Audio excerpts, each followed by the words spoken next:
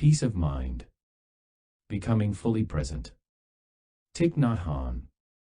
1. Mind and body are one.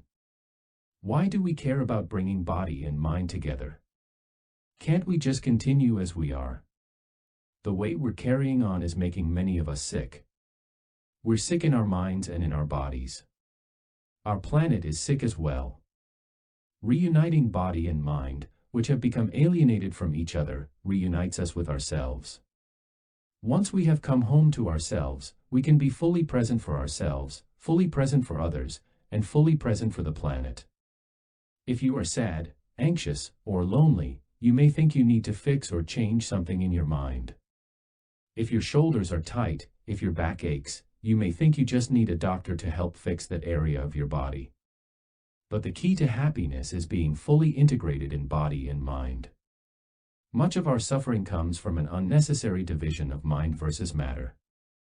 We think that there's something wrong with our minds or something wrong with our bodies, and that we need to fix or heal that one separate thing. But it's impossible to remove mind from body or body from mind. They are two manifestations of the same thing. There are those who say that our mind is made of matter, the brain, and the nervous system. That's a materialist view. There is mind, consciousness, intelligence, knowledge in every cell of our bodies. Each cell is a living reality with its own knowledge, its own mind. If you take consciousness out of a cell, the cell will die. If you take consciousness away from our bodies, they will be lifeless. When we look into the heart of a flower, we can see that the flower isn't only matter, consciousness is present. When you plant a seed, it sprouts and becomes a plant. It's alive. There is mind inside. We can't even say that a speck of dust is only matter. Scientists have discovered that atoms and electrons are very intelligent, they're both matter and mind. When we go walking outside in nature, we know that the earth is not only made of earth. The earth is also water, air, and fire.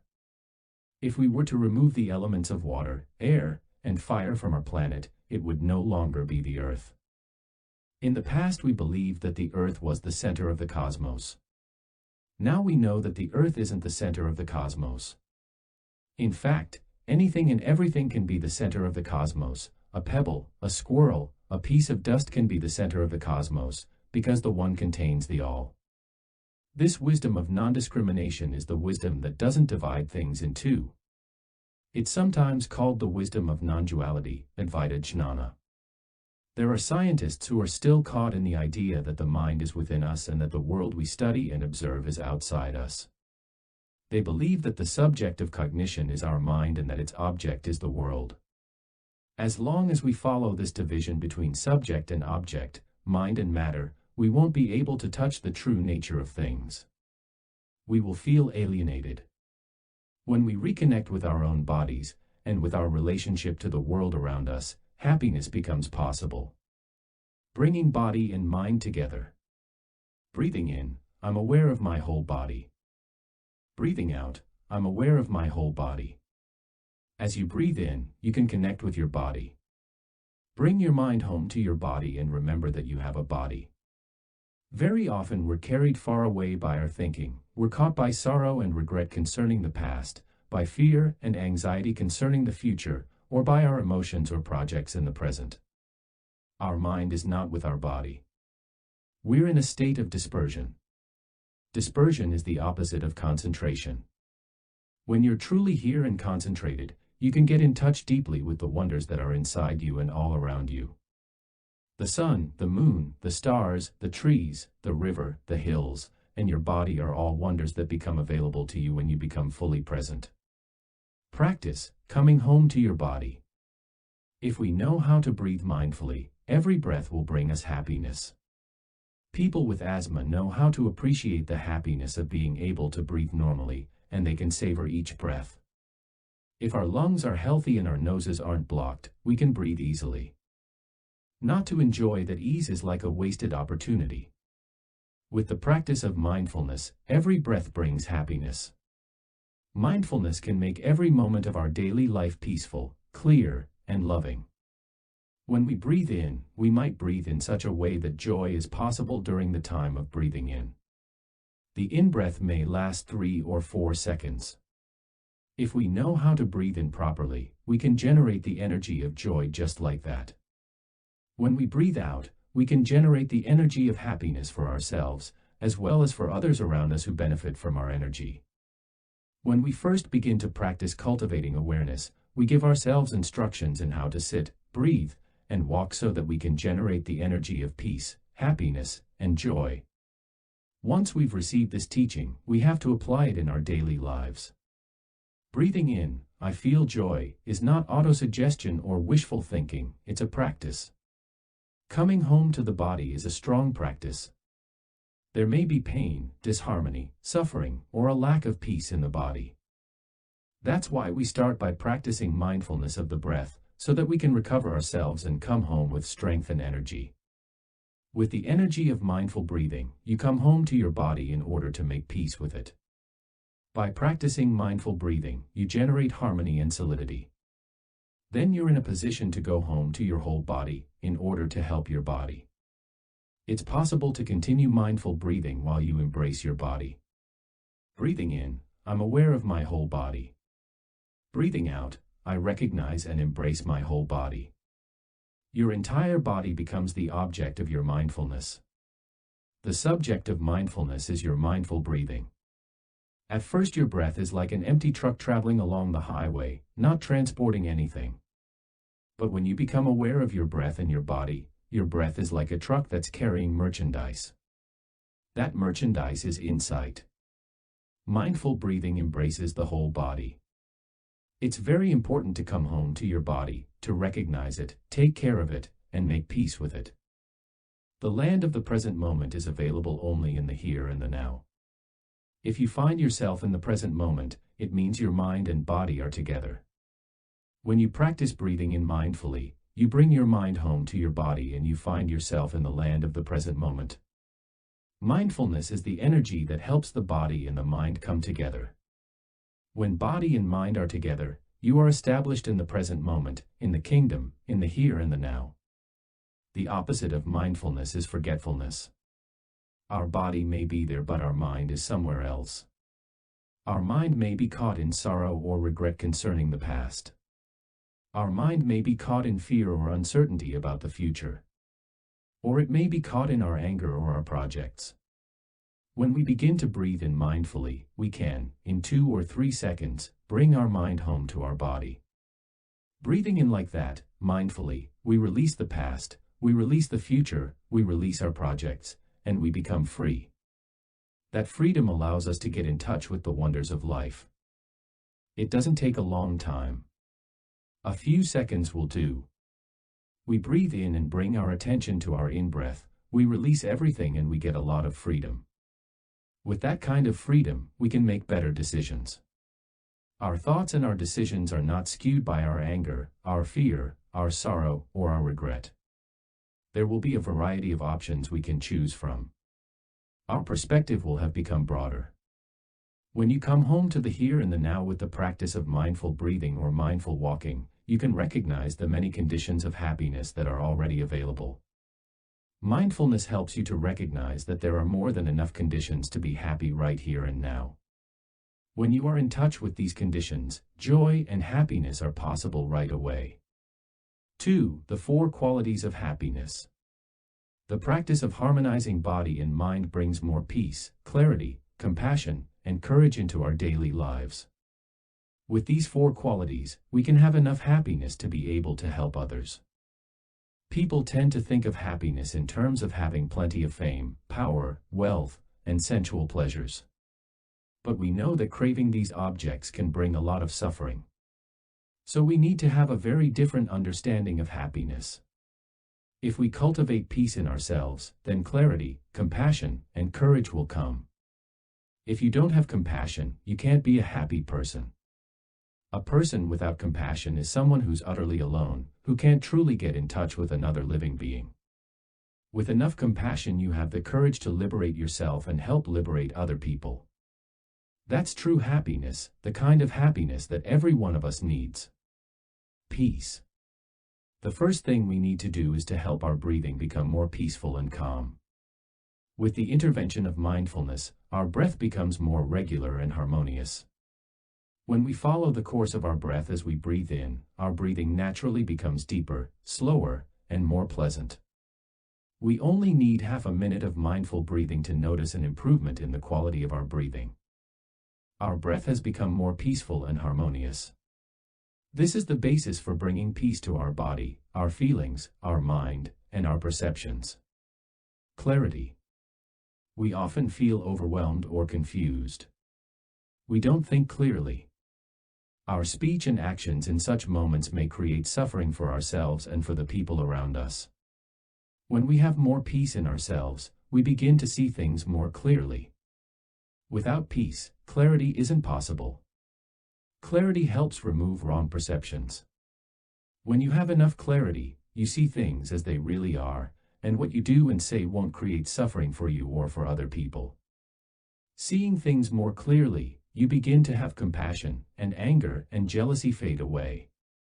You begin to have understanding, and you don't want to blame or punish yourself or the other person anymore. You accept yourself as you are, you accept others as they are, and you look at yourself and others with the eyes of compassion. Compassion. Compassion is the third quality we can cultivate through the practice. We are made of body and mind. Both body and mind are energy. We know now that matter is energy and energy is matter. Although we don't perform any physical movements while sitting in meditation, our body can actively radiate the energy of peace and compassion. Our body isn't just matter, it's energy. Our mind is also energy. There are wholesome and unwholesome energies. Mind energy can be powerful.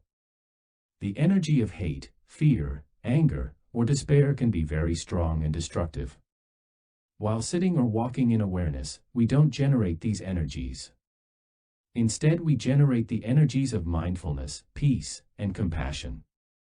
When we know how to get in touch with the suffering inside us and the suffering in the world, the energy of compassion is born in us. That is the energy that can heal and transform. Courage. With great compassion in you, you have the capacity to act with courage. You have enough courage to cut through habits of craving, anger, and so on. If you don't have enough compassion for yourself and others, you won't have the courage you need to cut off the afflictions that have been making you suffer. Practice 4 steps to ending alienation. To end the sense of separation and alienation and to revive peace, joy, and well-being in body and mind, return to your breath and get in touch with your body. It's through the door of the breath that you come home to the body. When you're in touch with the body, you're one with the body, and you know how to look after the body. When you're in touch with the body like that, you then have the chance to get in touch with the mind. Not only are we often out of touch with our unpleasant feelings, we also frequently can't even be in touch with the pleasant feelings that exist within us. There are pleasant feelings, but we're losing ourselves in thinking and despair, and we can't recognize the pleasant feelings. We're also not able to be in touch with neutral feelings. Neutral feelings can become positive feelings once we become aware of them. The method of the Buddha is very scientific. To help us end our alienation from others and ourselves, we first need to return to our bodies, to be in touch with our bodies, to resolve the things that are out of balance, and to reconcile with our bodies. For a long time we've been oppressing our bodies. We think we love our body, but the truth is we've abandoned our body. Most people breathe and don't know that they're breathing. They need someone to teach them to breathe and to be in touch with their breathing. Stopping and calming the body. One term for our body is the body formation, kaya samskara. Samskara means formation, a composite phenomenon. A flower is a formation. It's composed of many different elements such as air, water, clouds, sunshine, and earth. These elements come together and make a formation. Our body is composed of different elements, like mother, father, teachers, earth, water, fire, and air. Our body is a composed thing, a formation. There are 3 parts to beginning meditation. The first part is stopping. We stop all the thinking and bring our mind back to our body. The second aspect is calming down, calming our body formation. The third is concentrating and looking deeply. Breathing in, I am aware of my whole body. Breathing out, I am aware of my whole body. Breathing in, I calm my body. Breathing out, I calm my body. My body is suffering. My body has been abandoned. I've neglected my body and treated it poorly. Now I return to my body and I say, I'm sorry, my dear body. I will look after you from now on. I look after my body carefully. First of all, I breathe in and out in such a way that when I breathe, my body calms down.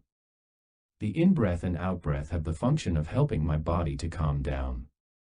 We calm the body formation by breathing with awareness. I bring peace back into my body. When my body is abandoned, there's pain, there's tension, and there's no peace. But if I breathe correctly, mindfully, the breath can help to ease the tension and pain.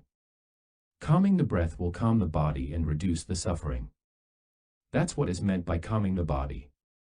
Breathing in, I calm my body. Breathing out, I bring peace into my body. Being aware of the body. We breathe mindfully to be aware of the body formation. Breathing in, I'm aware that I have a body. Breathing out, I know my body is there. That is already awakening. Don't look for enlightenment somewhere else. During the many hours we spend at work, we forget that we have a body. Once we've lost ourselves, we've lost everything. In the body there's tension. Now we come back and we breathe in and out in such a way as to remove the tension and bring peace to the body. Breathing in, I bring peace to my body. Breathing out, I release the tension. If we have some feelings that are painful or uncomfortable, then we have to breathe in order to calm the breathing and bring the calming into the feelings. Each breath we take, each step we make can bring peace to our body and to our feelings. Calming the mind. The mind is also a formation, a samskara. Perceptions, feelings, emotions, they are all formations. When we breathe, we make these mental formations calm. This is called calming the mental formation. Breathing in, I calm my mind. Breathing out, I calm my feelings, my emotions. Each of us can learn how to breathe in such a way as to calm the body and our strong mental formations, and bring peace into body and mind. If we know how to breathe, we can ease our inner turmoil. When our mind and our body have calmed down, we begin to see more clearly. Instead of being lost, ill, alienated, we have clarity, we have vision. We don't make nearly as many mistakes. Peace is followed by tranquility and clarity. When we see our anger and sadness clearly, a kind of miracle can happen and we're no longer angry or sad. We begin to feel compassion. Clarity is brought about by peace of body and mind. That brings happiness and love. Without love, it's not possible to feel truly happy. 3. Full body meditation. The only way to gain genuine peace, clarity, compassion, and courage is through mindful awareness. Mindful awareness is full attention, with the whole body and mind, to what is happening in the present moment. When body and mind come together in awareness, fully established in the here and the now, we are free and we can live every moment of our daily lives deeply and happily. There are 3 elements of awareness we need to bring together to be fully present. The first is the breath, the second is the body, and the third is the mind. Mindful awareness can happen throughout the day, whatever we are doing. One way to practice and gain the skill and habit of being aware is through full body meditation. Full body meditation can be done either while sitting or walking. Mind, body, and breath are together. Harmonizing these 3 elements, we become whole. We show up for ourselves, for our loved ones, for the world, and for life. The practice of full body meditation begins with the breath. You can say to yourself silently, breathing in, I know I'm breathing in. Breathing out, I know I'm breathing out. In just 2 or 3 seconds of conscious breathing you can bring your mind home to your body. In daily life, you may often feel dispersed. Your body is in one place, ignored, your breath is ignored, and your mind is wandering. But as soon as you pay attention to your breath and breathe in, then all three elements come together in just a few seconds. You pull yourself together, and there you are in the here and the now. A nonviolent response, perhaps anger, fear, or restlessness, has taken root in your mind. Don't be too eager to control your breath or your feelings. Allow them to be themselves. This is the most nonviolent way of taking care of our strong emotions. Take time just to sit and breathe, even for just 5 minutes. Don't force your breathing. Simply become aware of your in-breath and out-breath. If your in-breath is short, allow it to be short. If your out-breath isn't peaceful, just allow it to be like that. With awareness, your in-breath and out-breath will naturally begin to flow more easily. When you breathe in, pay attention only to your in-breath. Don't force or fight with your breathing. Allow it to be the way it is. Your breathing will naturally become calmer, deeper, and more harmonious by itself. That's the effect of mindfulness. Just continue to breathe and to smile gently to your breathing. In a few minutes you'll see that the quality of your breathing has increased by itself, and that will have an influence right away on your body and on your mind. Peace and calm are contagious. When we're upset, perhaps we think, I should meditate, or I should practice mindful breathing. But mindfulness practices are not something we have to do. They are something we get to do. The practices of mindful breathing, mindful sitting, and mindful walking exist only to help us to cultivate more peace in ourselves and become more fully present. Every moment is an opportunity for us to do this. Mindful body and embodied mind. When you sit and breathe mindfully, body and mind easily and naturally come back together. You don't have to strain. Bringing the body and mind together, you have a mindful body and an embodied mind. A mindful body is a body with awareness. The embodied mind is the mind that is fully present in the body. It's like software and hardware. If your software and hardware aren't communicating with each other, you can't do anything. Following your breathing and bringing your mind back to your body allows you to be here in the present moment. Let go of everything so you can have freedom, so you can be in touch with the wonders of the universe. We see that all the stars are in us, the galaxy is in us. Sitting like that is a miracle. We embrace limitless space and time. It's possible to sit like that for 5, 10, 15, or 30 minutes. We enjoy every moment. How many people in the world can sit like that, or have the chance to learn how to sit like that? We have many opportunities to sit mindfully during the day. Mindful walking. Walking meditation is always full body meditation. It can't be done any other way. We combine our breathing with our steps. While we're breathing in, we may take 2, 3, or 4 steps. As we breathe out, we may want to take a few more steps. For example, when we're breathing in, if we take 2 steps, then when breathing out, we may take 3 steps. If when breathing in we take 3 steps, then when breathing out we might take 4 or 5 steps. If when breathing in we take 5 steps, while breathing out we may take 8 steps. Let the rhythm of your breathing and walking be natural, whatever fits your own breath. We can use words when we do walking meditation. As we breathe in and take 2 or 3 steps, we can say, I have arrived. As we breathe out, we can say, I am home. With every step, we really arrive, we're really at home. We don't wander around in the past or the future. We feel at ease, peaceful, and secure when we are fully in the present moment. We don't have to run after anything else anymore. Anyone who enjoys walking or sitting can feel satisfied. We have nothing else to look for, nothing more to long for. If your in-breath is 3 steps and your out-breath is 5 steps, you can say, I have arrived. I have really arrived. With every step, I return to my source. We can use whatever sentences we like. There are many wonderful sentences we can use. When we want to switch, we can find another. Each step is returning to the source. I have arrived. I am home. Walking on the earth. When we do walking meditation, we don't walk with our body alone, because our body and mind are united. That's why it's best if we don't talk when we walk.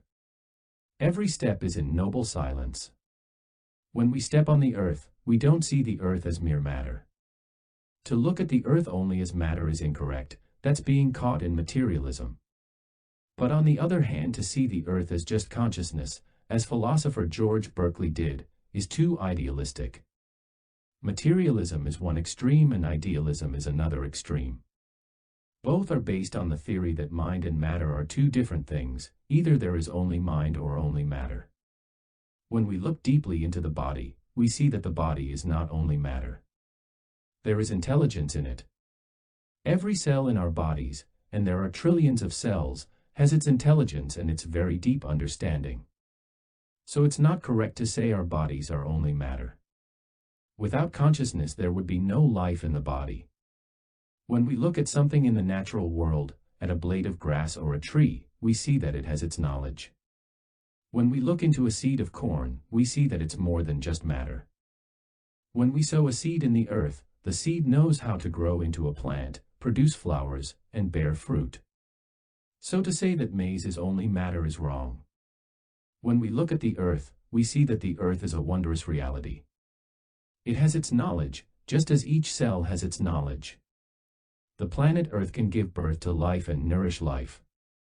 If you say our planet Earth is just a lump of matter, that's incorrect. With Advaita Jnana, the wisdom of non-duality, we see our planet is not just an inanimate mass of minerals. It has intelligence and creativity. This planet has produced wonderful things, so many species. The human species is just one of the many species that this planet Earth has produced. When we do walking meditation, we use our wisdom of non-duality. We see that we're not stepping on mere matter. We see that we're touching our own Mother Earth, a wonderful reality. She doesn't have to be a human being to be a mother. She is the mother of us all, with the capacity to carry, birth, nourish, and heal us. When we're in ill health, we sometimes lose ourselves. We have to return to our mother, the earth, to be healed again. Walking meditation is a wonderful practice that can help us to return and find healing from Mother Earth. The earth is a bodhisattva with great virtues like solidity and patience. In the Kshitigarbha Sutra it says that earth is persevering, solid, and stores many things. Every step is for relaxation. When you walk from one place to another, as you walk, be totally in the present moment. When you walk, take steps in a relaxed way, enjoying the beauty around you. Be totally with the present moment, with the spring rain, with the autumn leaves. Walk in a free and leisurely manner, and arrive home at every step. Taking steps and breathing in and out, you can say, I arrive in the present moment. I am home in the here and now. When you walk relaxingly, happily, you are already practicing mindful awareness. When you walk and others see that you radiate peace, happiness, and calm, you're a reminder for all of us. When we see you walking like that, we come back to ourselves and we walk in the same way as you. You contribute to generating the collective energy of mindfulness and peace that will nourish and transform us all. When we practice together, we give and we receive. We offer the energies of mindfulness, concentration, peace, and happiness, and we receive these energies from others. The quality of collective practice is the basis of a practice community. Your steps must bring you back to the present moment and to what is nourishing. You don't need to rush. There's nothing to rush for. Every step is for relaxing. You wish to be successful in your practice. When you practice peace of mind, everyone wants you to be successful. You walk not only for yourself, but also for your parents who may never have had a chance to practice, for your ancestors, your teacher, your friends. In fact, you walk so that everyone will be happy. It looks like you're walking alone, but you're not alone. There are many people around who need your practice to be happy and relaxed. Lying down or going to sleep. As well as when you're sitting or walking, full body meditation can be practiced when you're about to go to sleep. Lie down on your back. Instead of thinking of this and that, Go back to your breathing and practice breathing in and breathing out. You may like to notice and say to yourself as you breathe in and out, joy while breathing, happiness while resting. If you concentrate on your in-breath and out-breath and allow joy and happiness to be generated, you'll likely find you can go to sleep peacefully. Joy while breathing, joy is the breathing. They are the same thing. Joy doesn't exist outside of the breathing. The breathing is joy itself. This is because the quality of breathing is so high. It's mindful breathing, the kind of breathing that brings harmony, calm, and joy. So the joy is the breathing. We're not using the breathing in order to bring joy. Joy becomes the breathing. The breathing becomes joy. The word bhavana means cultivation. This describes how we train ourselves in the practice of meditation. We're able to produce something that wasn't there before. It's like growing flowers, wheat, or corn. Bhavana means we bring something into existence. In English we use the word practice. If we have a practice that is good, that is solid, we shouldn't be afraid of anything, because the practice helps us generate joy, happiness, peace, harmony, and reconciliation, and it helps us to handle pain, suffering, separation, and misunderstanding. With mindful awareness and the practice of full-body meditation, we can begin to know ourselves fully.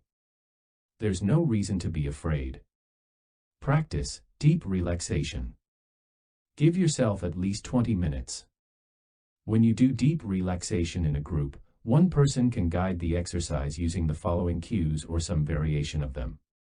For deep relaxation on your own, you may like to record an exercise to follow as you practice.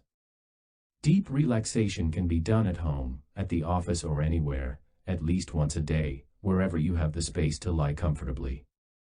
If you can't lie down, you can sit in a chair.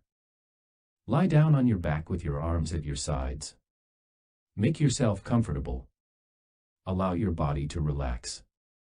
Be aware of the floor beneath you and of the contact of your body with the floor. Breathe. Allow your body to sink into the floor. Breathe. Become aware of your breathing, in and out. Be aware of your abdomen rising and falling as you breathe in and out. Breathe. Rising. Falling. Rising. Falling. Breathe. Breathing in, bring your awareness to your eyes. Breathing out, allow your eyes to relax. Allow your eyes to sink back into your head, letting go of the tension in all the tiny muscles around your eyes. Our eyes allow us to see a paradise of shapes and colors. Allow your eyes to rest. Sending love and gratitude to your eyes, breathe. Breathing in, bring your awareness to your mouth. Breathing out, allow your mouth to relax. Release the tension around your mouth. Your lips are the petals of a flower. Let a gentle smile bloom on your lips. Smiling releases the tension in the dozens of muscles in your face. Feel the tension release in your cheeks, your jaw, your throat. Breathe. Breathing in, bring your awareness to your shoulders. Breathing out, allow your shoulders to relax. Let them sink into the floor. Let all the accumulated tension flow into the floor. You carry so much with your shoulders. Now let them relax as you care for your shoulders. Breathe. Breathing in, become aware of your arms. Breathing out, relax your arms. Let your arms sink into the floor. Your upper arms. Your elbows. Your lower arms. Your wrists. Hands. Fingers. All the tiny muscles. Move your fingers a little if you need to help the muscles relax. Breathe. Breathing in, bring your awareness to your heart. Breathing out, allow your heart to relax. Breathe. You have neglected your heart for a long time in the way you work, eat, and manage anxiety and stress. Breathe. Your heart beats for you night and day. Embrace your heart with mindfulness and tenderness, reconciling and taking care of your heart. Breathe. Breathing in, bring your awareness to your legs. Breathing out, allow your legs to relax. Release all the tension in your legs, your thighs, your knees, your calves, your ankles, your feet, your toes, all the tiny muscles in your toes. You may want to move your toes a little to help them relax. Send your love and care to your toes. Breathe. Breathing in, breathing out. Your whole body feels light, like a water lily floating on the water. You have nowhere to go, nothing to do. You are free as the cloud floating in the sky. Breathe. Now you can listen to singing or music for a few minutes. Breathe. Bring your awareness back to your breathing, to your abdomen rising and falling. Breathe. Following your breathing, become aware of your arms and legs. You may want to move them a little and stretch. Breathe. When you feel ready, slowly sit up. Breathe. When you are ready, slowly stand up. 4. Finding peace. Whether you're walking or sitting, the first thing to do for full body meditation is to bring peace to your breath, your body, and your emotions. This may seem like a lot, but if you follow your breath, it can happen quite naturally. As soon as you sit down or begin your walk, bring your attention to your in-breath and out-breath. Your breathing may become peaceful in no time at all. It's important not to force your breathing.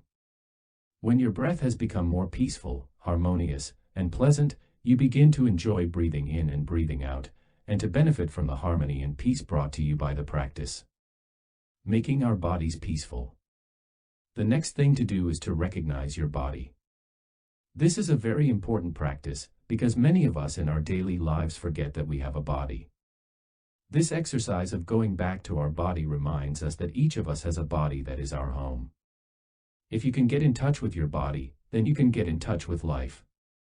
Breathing in, I'm aware of my body. Breathing out, I know my body is there. When you're lost in your computer, you're not living in a real world. In Plum Village, we like to download a bell that sounds every 15 minutes on the computer.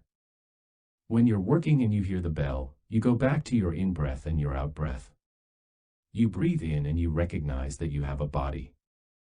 When you come back to your body, you touch life, you get in touch with everything inside and around you. Breathing in and out and being aware of your body helps release tension and brings peace into your body, and you feel how pleasant it is to be with the body.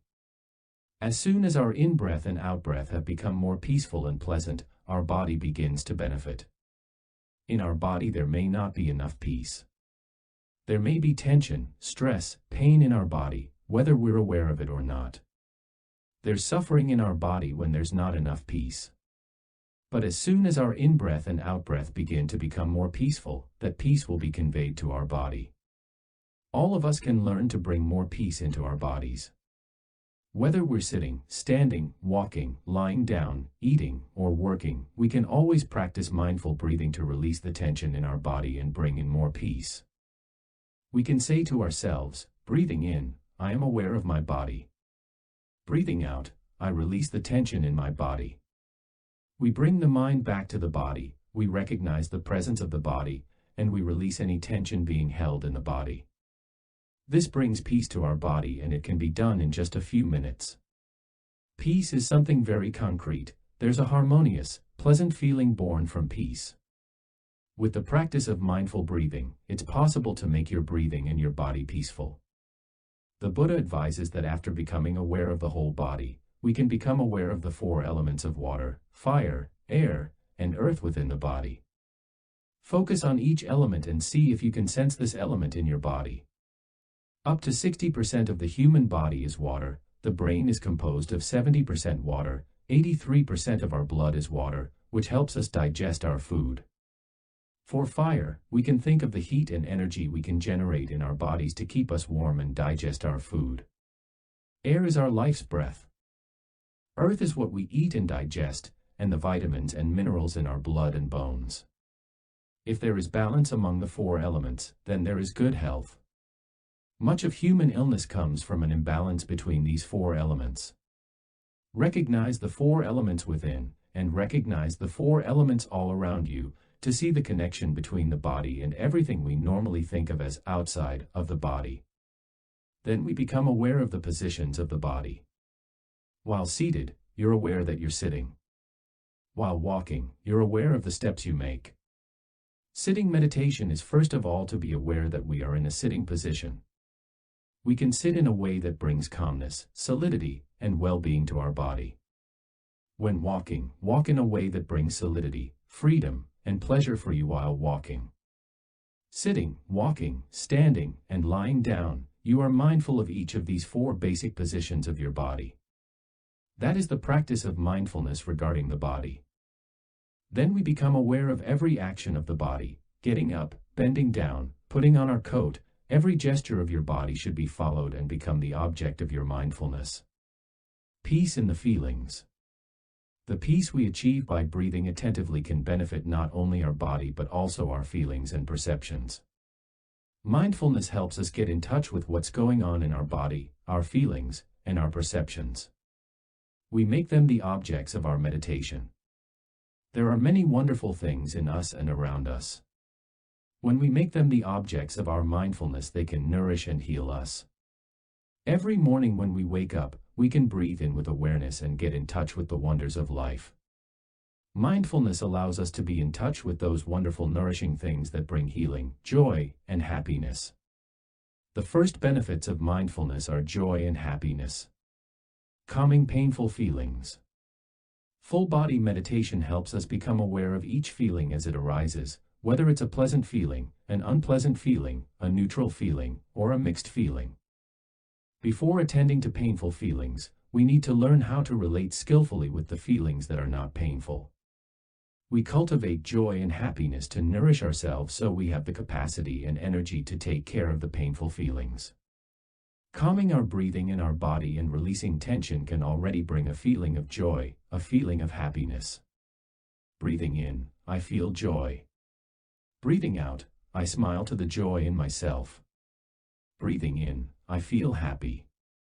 Breathing out, I smile to the feeling of happiness in myself. We don't always want to go directly to the painful feeling. It's better to nourish ourselves with feelings of joy and happiness first. When a person needs to undergo surgery, usually the surgeon will recommend that the patient get plenty of rest ahead of time in order to be in the strongest possible state to bear the difficulties of surgery. If you have a painful feeling, mindfulness will help you recognize it. With the release of tension in your body, you can reduce the amount of pain in your body and also in your feelings. A painful feeling may have a cause in the body or in the perceptions. Fear and anger usually come from wrong perceptions. If you know how to recognize your feeling and embrace it tenderly with your mindful breathing, you can help to calm it down. Breathing in, I'm aware of a painful feeling. Breathing out, I calm my painful feeling. You bring in peace. This is the cultivation of peace through the practice of mindful breathing and mindful sitting. You can also cultivate peace through the practice of mindful walking. We can walk to release the tension in our bodies and also to be in touch with the earth. Walking mindfully helps us be aware that to be able to touch the earth, our mother, is a great happiness and one we can enjoy anytime we like. We should know how to generate a pleasant feeling for ourselves with mindfulness. We should be able to help another person do it too. It's always possible to bring in a pleasant feeling. When you're in touch with a painful feeling, mindfulness can help you to embrace, soothe, and calm that pain. Mindfulness puts you in touch with the positive things, and it also brings awareness of the things that are painful. You may have anger. Instead of letting that anger ravage your mind and body, you can breathe mindfully, come back to your body, and embrace this difficult feeling with the energy of mindfulness. Breathing in, I know that anger is in me. Breathing out, I embrace my anger. Right away there will be a difference. Without mindfulness, there's just the energy of anger, which can push us to say and do things that can cause damage.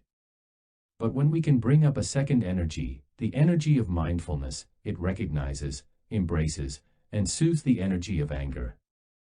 When anger comes up, become aware of your breathing and generate the energy of mindfulness.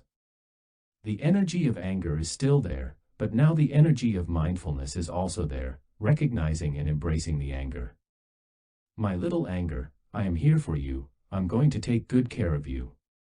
In that moment there are two energies operating, the suffering, and the mindfulness that recognizes and embraces the suffering. Practicing like this, you can obtain relief very quickly. When a mother hears her baby cry, she goes into the baby's room, picks up the baby, and embraces the baby with a lot of tenderness. When that tenderness begins to penetrate into the body of the baby suffers less right away, even before the mother has found out what's wrong. It's the same with your suffering. The suffering is your baby and you are the mother. Hello, my little anger. I am here. I'm always here for you. With the practice of conscious breathing, you generate the energy of mindfulness that recognizes and tenderly embraces the pain in you. Relief comes right away. That is the second function of mindfulness. It's an art we can all learn. With mindfulness, we can nourish and heal ourselves with positive things, and we can embrace and relieve suffering. When you can keep that mindfulness alive, then concentration is there. Concentration is born from mindfulness. When you maintain mindfulness, concentration arises. With concentration you're able to look deeply into what is there. You can make a breakthrough into reality. Insight is born from mindfulness and concentration. Practice the 16 exercises of mindful breathing. In the Sutra on the Full Awareness of Breathing, the Buddha proposed 16 exercises of mindful breathing. We've seen already that our body and mind enter are. The first 4 exercises of mindful breathing are for us to bring the mind back to the body and take care of the body.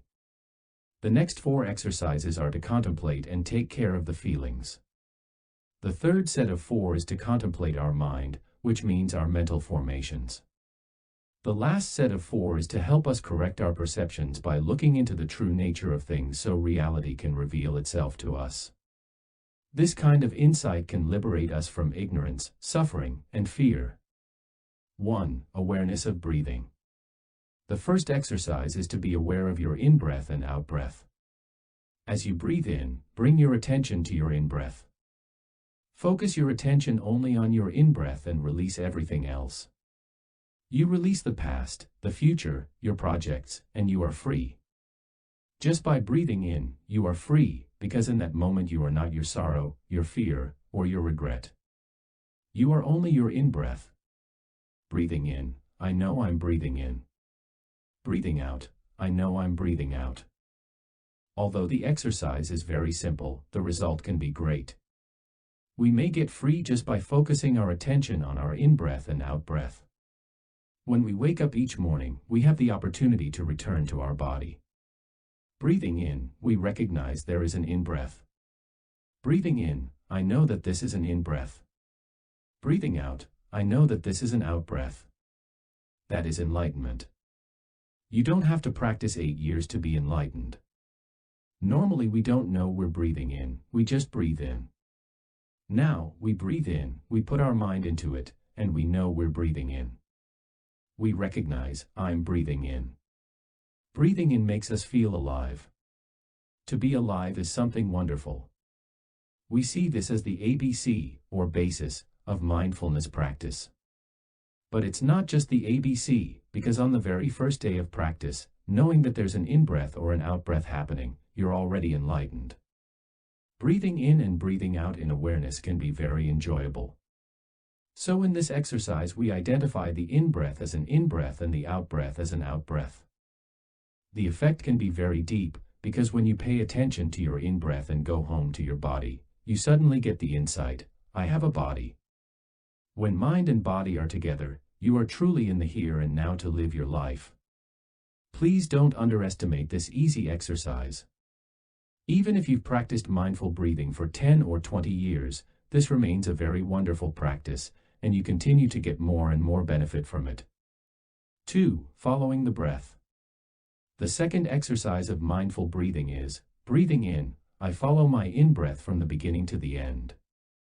Breathing out, I follow my out-breath from the beginning to the end. During the time of breathing in and out, you cultivate not only mindfulness, but also concentration. There's no interruption in your attention during the time of the in-breath and out-breath. By focusing your mind entirely on your in-breath and out-breath, you cultivate concentration. The object of your concentration is your in-breath. Not a millisecond is lost. You are entirely with your in-breath, and you dwell very solidly in your in-breath. There's no more thinking, no more past, no more future. You're really enjoying your in-breath. While you're breathing in, many insights may come to you, like, breathing in, I'm alive. You can celebrate the miracle of being alive just by breathing in. That is happiness already. You don't have to go looking for happiness elsewhere. Just sit and breathe in and enjoy the fact that you are alive. It's a pleasure to follow your in-breath and out-breath all the way through and develop concentration. You don't have to suffer during the practice. When you focus your attention on your breath, you will find out very quickly that you are a living reality, present here and now, sitting on this beautiful planet Earth. Around you there are trees, sunshine, and blue sky. Mindfulness and concentration put you in touch with the wonders of life and allow you to treasure and value these things. When you practice mindful breathing while walking, you see that it's a wonder to be alive and making steps on this beautiful planet. Happiness comes right away. Happiness isn't made of money, fame, and power, but of mindfulness of breathing. By following your breath and enjoying it all the way through, you cultivate more concentration, because mindfulness and concentration are of the same essential nature, like water and ice. Where there's mindfulness and concentration, there's also insight. Mindfulness carries concentration and insight within it. Breathing in, you touch the fact that you're alive, that your lungs are still healthy and you can breathe in freely. That is already insight. There are people who breathe in who don't know they're breathing in. They don't know that they're alive and that there are wonders of life in and around them, so there can be no insight. But you who breathe mindfully, you know that you're alive, that life is a miracle, that you're living that miracle in the here and the now. That is insight already. You don't have to practice 8 years or 20 years in order to have insight. A few seconds of mindfulness and concentration can already bring you some insight. It is these three energies of mindfulness, concentration, and insight that can create joy and happiness. Breathing in, I feel joy, isn't autosuggestion. It's what you actually experience. With the three energies of mindfulness, concentration, and insight, we can easily bring joy and peace into every moment of our daily lives. 3. Aware of body. The third exercise is to become aware of our body. Breathing in, I'm aware of my whole body. Breathing out, I'm aware of my whole body. We reconnect with our body every time we remember our body is there. When body and mind are together, we are truly present in the here and the now, and we can live every moment of daily life deeply. Breathing in, I'm aware that I have a body. That is an awakening. We reconcile with our body, we become our body, and we stop the alienation and separation of body and mind from each other. When we return to our body, we become aware of the suffering, the heaviness, and suppression in our body. We know that we have to be kind to our body and give it an opportunity to relax. Breathing in, I relax my body and mind. Breathing out, I calm my body and mind. Stopping comes first, calming is second. It's wonderful to stop. It's even more wonderful to calm down. Suffering begins to lessen. With mindful breathing, you can go back to your body and touch the wonder that is the body. If we know how to be in touch with our body and connect with our body, we will connect with Mother Earth and the whole cosmos. We begin with our in-breath. With our in-breath, we go home to our body. Going home to our body, we go home to Mother Earth, and we touch the whole cosmos. When mind and body are together, we establish ourselves in the here and the now, and we are truly alive. When mind and body are apart, we're not really there. Breathing in to bring mind and body together, that is the moment when we are truly alive. When we can touch the wonders of life inside and around us, that is life.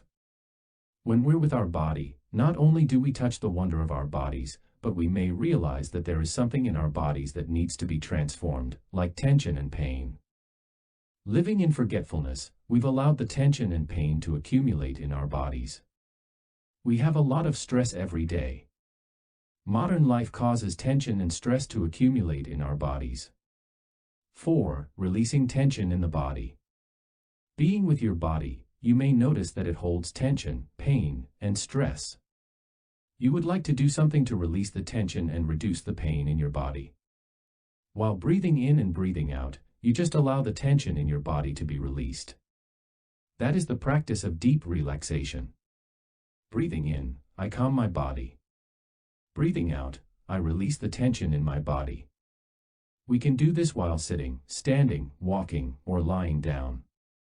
We can also do it when we drive our car or cook our breakfast. We don't have to set aside a special time to do these things. Whatever the position of the body, whether you're lying, standing, sitting, or walking, you can always release the tension. Sitting on the bus, you can practice breathing and release the tension. Walking to the classroom, the workplace, or the meditation hall, you can allow the tension to be released with each step. You walk as a free person. You enjoy every step you make. You're not in a hurry anymore. Walk with ease, releasing the tension in the body with each step. This is the way to walk every time you need to move from one place to another. We don't need to set aside a special time to practice. We can practice all day long and get the benefit of practice right away. Driving the car, taking a shower, cooking breakfast, we can enjoy doing those things. We shouldn't say, I have no time to practice. We have plenty of time. When you practice and you get relaxation and joy, it benefits everyone around you. To practice mindful breathing is an act of love. You become an instrument of peace and joy, and you can help others. Although these 4 exercises are for helping us get in touch with our body, we see that the mind is already deeply involved. Without the mind, we cannot take care of our body, and without the body, we cannot take care of our mind. The mind is taking care of the body and the body is supporting the mind. They're not enemies. 5. Feelings. With the 5th exercise we come to the realm of the feelings. The first feeling we need to be in touch with is our joy. When we wake up to the fact that we have a body, that we have life, and that we can be in touch with the wonders of life, there arises the joy of being alive. So it can be very natural and easy to produce a feeling of joy. Breathing in, I feel joy. Breathing out, I feel joy. We lose ourselves in our work, in our worries, and we can't see the wonders of life. Now we're returning and we're in touch with the clear air, the cup of tea, the flowers and grass, with the wonderful planet Earth. We see that we have 2 eyes and 2 ears that allow us to be in touch with those wonders. Joy comes easily. 6. Happiness. The 6th exercise is to produce a feeling of happiness. Happiness is possible here and now. You need only to breathe in for a few seconds and you become enlightened about the fact that it's possible to be happy right away. It helps to remind us that mindfulness and concentration are sources of happiness. Many people believe that more wealth, more power, more fame will make them happy. But those of us who practice mindfulness know that mindfulness is a source of happiness. Joy and happiness differ a little in that joy still contains some amount of excitement. Breathing in, I feel happy. Breathing out, I feel happy. If we've mastered the first 4 exercises, it becomes very easy, because when we breathe in and out, bring our mind back to our body, and release the tension in our body, then we find ourselves established in the here and the now, and we're in a position to recognize that we have more conditions than we need to be happy. There are so many wonders of life. There's a belief that we don't have enough conditions of happiness. There's a tendency to run into the future and look for more conditions of happiness. The French have a song with the title, "What Are We Waiting For to Be Happy?" Breathing in, I'm aware of the feeling of happiness, is not imagination or wishful thinking, because when we return to ourselves, we can be in touch with the wonders of life. Then we will have joy and happiness. This is the teaching and practice of the Buddha. We don't look for the Buddha in his body, we look for the Buddha in his teachings. The Buddha is continued by the teachings and the practice. In this way we can be in touch with the Buddha in the present moment. 7. Recognizing painful feelings. When a painful feeling or emotion arises, recognize and embrace it tenderly without the desire to suppress it. Breathing in, I'm aware of a painful feeling in me. Breathing out, I'm aware of a painful feeling in me. This is the practice of simple recognition of the painful feeling that is arising. There is the energy of pain, but there is also the energy of mindfulness that is embracing the pain. Those who don't know how to practice allow the pain to overwhelm them, or they try to run away from the pain by bringing in something else to cover up the painful feeling. It may be eating something, listening to music, doing anything not to be confronted with the suffering inside. The market provides us with everything we can use to cover up the suffering inside. By consuming like this, we allow the suffering inside to grow more. We have to be in touch with our pain in order to have an opportunity to heal the pain. We suffer, we are sick, that's why we practice meditation, to get better, to be free of suffering. We get in touch with joy and happiness, as well as our suffering and pain. Those of us who know the practice use the energy of mindfulness to recognize and tenderly embrace the energy of pain. Bringing our mind back to our body and cultivating joy and happiness gives us the strength we need to encounter and embrace our painful feelings. We aren't running away or covering up anymore. Recognizing and embracing the painful feeling puts an end to the alienation between body and mind. 8. Relieving a painful feeling. When we know how to tenderly embrace our pain, we can already get some relief just by doing so. That is the practice of the 8th exercise of mindful breathing, relieving the pain and bringing relief to a painful feeling or emotion. Breathing in, I embrace my painful feeling. Breathing out, I calm my painful feeling. Every time we notice that a painful feeling or emotion is coming up, we always come back to our mindful breathing and generate the energy of mindfulness to recognize and embrace the pain, in the same way that a loving mother recognizes the suffering of her child and embraces the child lovingly in her arms. With these 4 exercises for the feelings, we know how to handle happiness and pain. If we know how to handle happiness, we are able to nourish it and make it last. We can nourish our love, peace, and happiness and keep them there for a long time. When there's pain, we're not afraid because we know how to handle it, how to get relief, and how to transform the pain into something else, like greater understanding.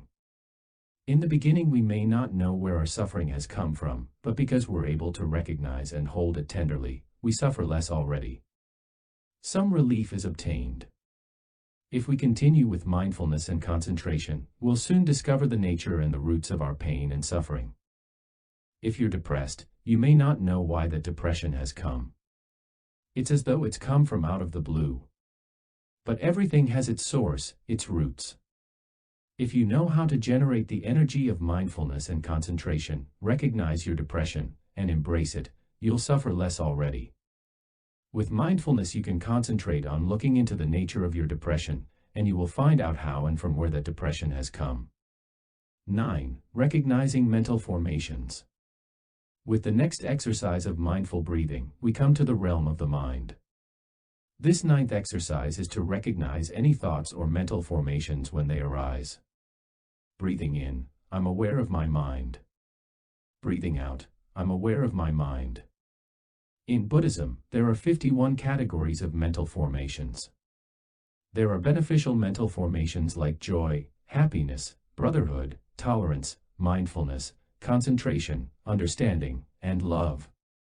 There are also negative mental formations like anger, fear, despair, and jealousy. All these mental formations are in our consciousness in the form of seeds. Every time one of them manifests as energy, we want to have enough awareness to recognize them. It's helpful if you know about their characteristics so that when each of them comes up, you can recognize it and call it by its true name. Hello there, my mental formation. Your name is jealousy. I know you. I will take good care of you. That is the 9th exercise of mindful breathing. You sit on the bank of the river of mental formations and recognize any mental formation that arises. 10. Gladdening the mind. The 10th exercise is to make our mental landscape beautiful. Breathing in, I make my mind happy. Breathing out, I make my mind happy. We know that there are good mental formations down in the depths of our consciousness, like love, forgiveness, joy, and understanding. We should be able in our daily life to nourish them and give them a chance to manifest as beautiful mental formations. Whenever the mental formation of compassion or joy arises, we feel wonderful. We have many good mental formations like this in our consciousness, and we should give them a chance to manifest as often as possible. We know that our partner, our loved one, also has good things inside, and we may like to say or do something to help these good things to come up and make her happy. You don't want to water the seeds of anger, fear, and jealousy in her. You only want to water the seeds of joy, happiness, and compassion in yourself and in her. This is called the practice of selective watering. It's a practice known in Buddhism as right diligence or right effort. This practice strengthens our mind so that when we want to embrace and look into our negative mental formations, we're able to do so with more clarity and solidity. 11. Concentration. The 11th exercise is to practice concentrating our mind. To meditate means to be present and to concentrate on the object of your meditation. Breathing in, I concentrate my mind.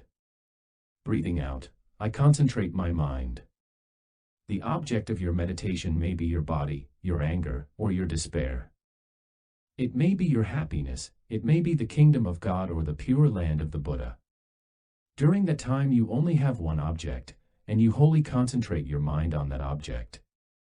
It's like a lens receiving rays of sunlight. The lens will concentrate the rays so they converge on one spot under the lens. If you hold a piece of paper in that spot, it will catch on fire. When you concentrate your mind at a single point, you may be able to make a breakthrough into the nature of the object of your meditation, and you get the kind of insight, the kind of view that will help to liberate you. The practice of concentration has the power to free you. The things that bind us, that don't allow us to be free, are our anger, craving, and delusion. 12. Liberation. We want to be liberated from such things as attachment, anger, violence, and delusion because these things are the cause of our suffering. Breathing in, I liberate my mind. Breathing out, I liberate my mind. In terms of salvation, what we want to be saved from is our anger, fear, and delusion. Happiness is possible when we are liberated from these elements. With the 8th exercise of mindful breathing, you're capable of getting some relief. With the 11th and 12th exercises you can liberate yourself entirely from the pain. 13. Impermanence. The last 4 exercises of mindful breathing offer us some practices of concentration that can help liberate us from the craving, anger, fear, and delusion that have perpetuated our suffering. In the Buddhist tradition we speak of many practices of concentration. One concentration that's widely practiced and very beneficial is the contemplation on impermanence. We know that all things are impermanent, yet in our daily lives we carry on as though things were permanent. The contemplation on impermanence can help us to be free from many afflictions such as anger and fear. Suppose you're angry with your partner. He just said something that made you suffer deeply. You suffer so much that you have a desire to say something back in order to make him suffer. You believe that if you can say something to make him suffer, you will suffer less. We're intelligent enough to know this is childish behavior, but many of us still do it anyway. If you say something that makes him suffer, then he'll try to get relief by saying something back that makes you suffer. Both of you are practicing the escalation of anger. Suppose instead you practice the concentration on impermanence. Breathing in, I observe the impermanent nature of all things. Breathing out, I contemplate the impermanent nature of all things. You don't say anything, you just close your eyes and breathe in. In the 3 or 4 seconds of breathing in, you visualize how your loved one will be 300 years from now. What will he be 300 years from now? What will I have become 300 years from now? The concentration on impermanence right away brings you the insight that he is impermanent, that you are impermanent, and that it's silly to make each other suffer like this in the present moment. The concentration on impermanence will bring the insight of impermanence, allowing you to touch in a very real way the nature of impermanence in him and in you at the same time. Breathing in, you practice the concentration on impermanence. Breathing out, you already have the insight of impermanence. When you open your eyes, you're so happy that he is still alive, the only thing you want to do is open your arms and hug him. Breathing in, darling, I know that you are still alive. Breathing out, I am so happy. It isn't the idea or notion of impermanence but the insight of impermanence that can free you and save you. Intellectually, all of us know that everything is impermanent. But in our daily lives we still behave as if things are permanent. Impermanence is not a negative note in the song of life. If there were no impermanence, life would be impossible. Without impermanence, how could your little girl grow up and become a beautiful woman? Without impermanence, how could you hope to transform your suffering? You can hope to transform your suffering because you know your suffering is impermanent. So impermanence is a positive note. We should say, long live impermanence. 14. Non craving. The 14th exercise is contemplating non-craving. Breathing in, I observe the disappearance of desire. Breathing out, I observe the disappearance of desire. Unless we practice mindfulness, we don't realize that we already have enough conditions to be happy in the here and the now. That's what prevents us from being happy here and now. We try to run after the objects of our craving such as fame, wealth, and power. When we look around, we may see people who have plenty of these things but who continue to suffer very deeply. How much power do we need to be happy? The president is supposed to be the most powerful man in the United States, but I think he feels he doesn't have enough power. He wants to do so many things, but he lacks the power to make them happen. If you think that having power or lots of money is what you need in order to be happy, that's a wrong view. There are so many wealthy people who don't have enough understanding and love in them, and they suffer very deeply from loneliness. When a fisherman wants to catch a fish, he throws a line into the river so the fish will see the bait and bite down on the hook hidden inside. If the fish hasn't seen the hook inside the bait, she will bite, get hooked, and die. We have to breathe in and look deeply into the object of our craving and see the many dangers hidden within it. Running after that particular object of your craving may destroy your body and your mind. We see many people destroying themselves by running after the objects of their craving. At the same time, there are other people who see that true happiness is made of understanding and love. The more they cultivate understanding and love, the happier they become. That is how contemplating non-craving saves you and helps you to be liberated from your craving. 15. Nirvana. The 15th exercise is the contemplation of nirvana. Breathing in, I contemplate nirvana. Breathing out, I contemplate nirvana. Nirvana is our true nature of no birth and no death, no being and no non-being. Nirvana is insight, it's the freedom from all kinds of notions. It's possible to touch our nature of nirvana during this very life, right here and now. The Buddhist term, nirvana, is equivalent to the term God in Christianity, Judaism, or Islam. There is a Buddhist scripture called Enjoyment of What is Beyond Space and Time, in which nirvana is talked about in very lovely, positive terms. There's a verse, deer take refuge in the forests, birds in the clouds of the sky. Those who practice the truth depend on nirvana to live in freedom. Nirvana is available in the here and now. Many people in the Christian tradition use the beautiful phrase, resting in God. Allowing yourself to rest in God is like a wave resting in its essential nature, the water. Imagine a wave rising and falling on the surface of the ocean.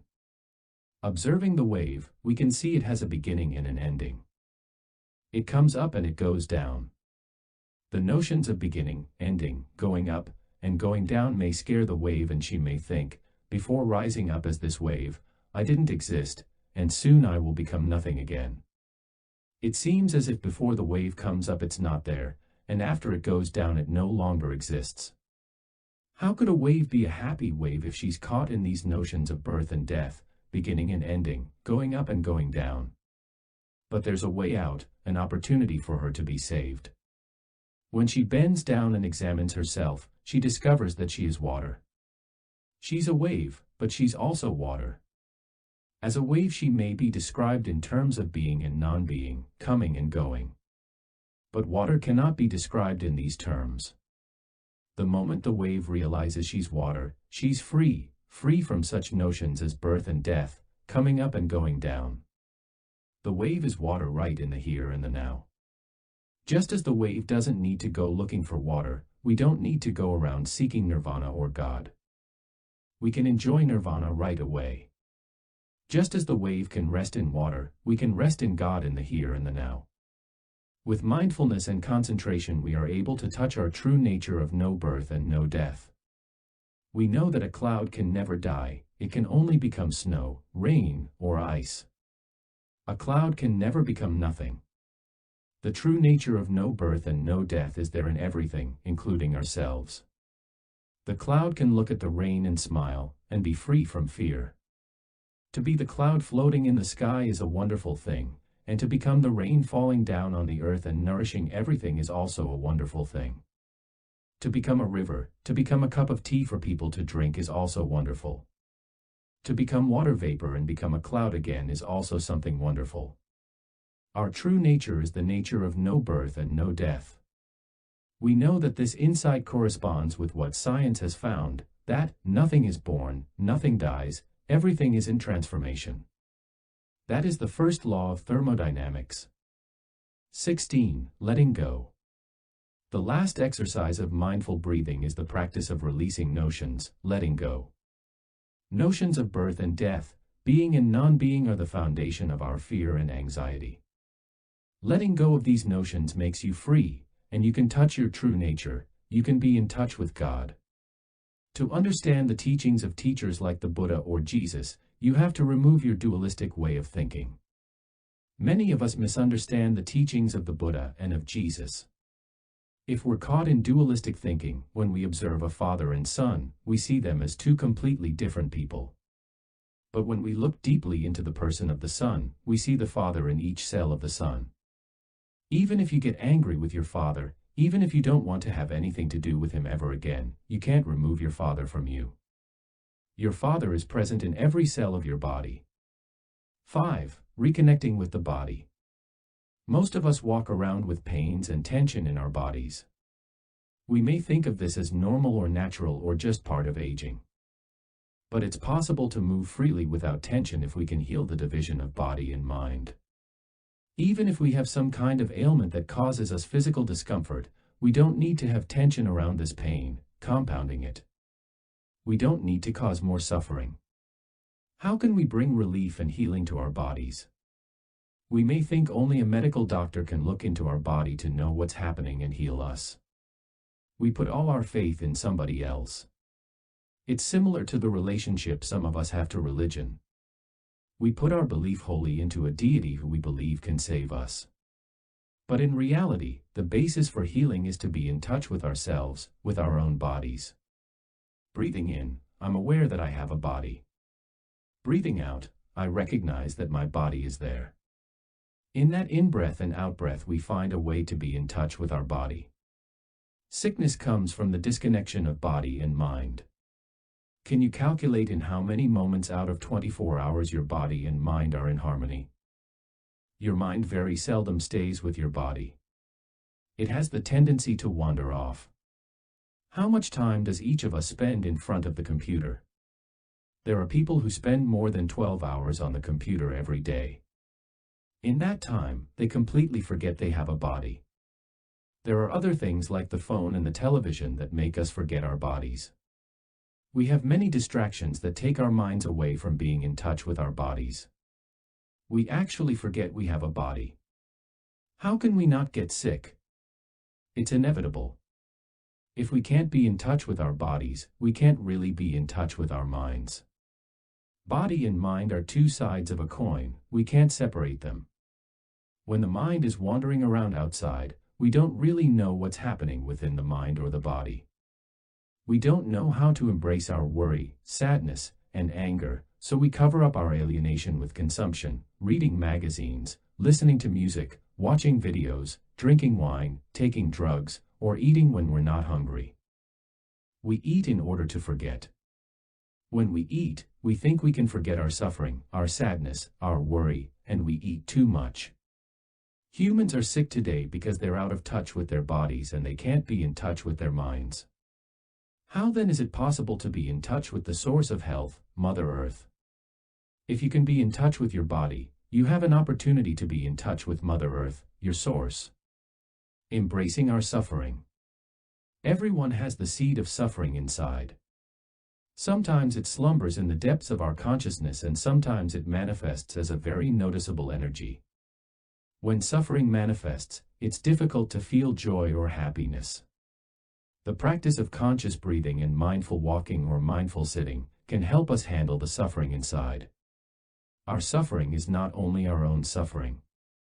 It carries within it the suffering of our father, our mother, and the many ancestors who have transmitted it to us. Our suffering also reflects the suffering of our people, our country, our society, and our world. When we understand the nature and the roots of our suffering, then compassion and love can arise.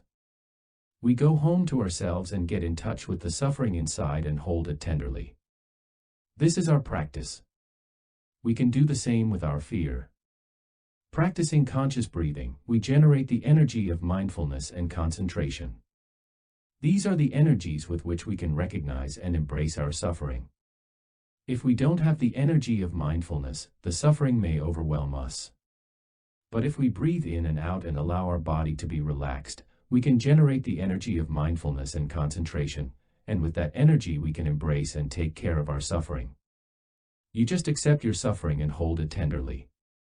My dear suffering, I know you are there in me. I am here to take care of you. Suffering and happiness inter. There are people who wish to find a place where there is no suffering, like heaven, the pure land of the Buddha, or the kingdom of God.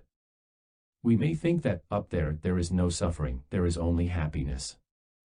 But when we look deeply we see that suffering and happiness inter, just as the mud and the lotus interpenetrate each other. A lotus can only grow in mud. If there were no mud, there would be no lotus flower. There's a very close connection between suffering and happiness, just as there is between mud and lotus. Real happiness is possible when we have the right view of suffering and happiness. It's the same as front and back, right and left. The right cannot exist without the left cannot exist without the right. Happiness cannot exist without suffering. Happiness is made of non-happiness elements, just as the flower is made of non-flower elements. When you look at the flower, you see non-flower elements like sunlight, rain, earth, all the elements that have come together to help the flower to manifest. If we were to remove any of those non-flower elements, there would no longer be a flower. Happiness is a kind of flower. If you look deeply into happiness, you see non-happiness elements, including suffering. Suffering plays a very important role in happiness. When we look into a lotus flower, we see the mud in it. This view of happiness is the right view. There are even Buddhist scholars and practitioners who don't realize that the first teaching that the Buddha gave regarding suffering was also about happiness. When we live mindfully, we try to live in such a way that we can continue to generate the energies of mindfulness, concentration, and insight. These are the energies that bring us happiness and the clarity that we call right view. When we have right view, we're able to practice right thinking. Right thinking is based on right view. It's thinking that's characterized by non-discrimination and non-duality. There's a very deep connection between suffering and happiness. We've seen how a flower is made only of non-flower elements. It is made of the soil, the sun, the rain. We've seen that a lotus flower needs to be rooted in the mud.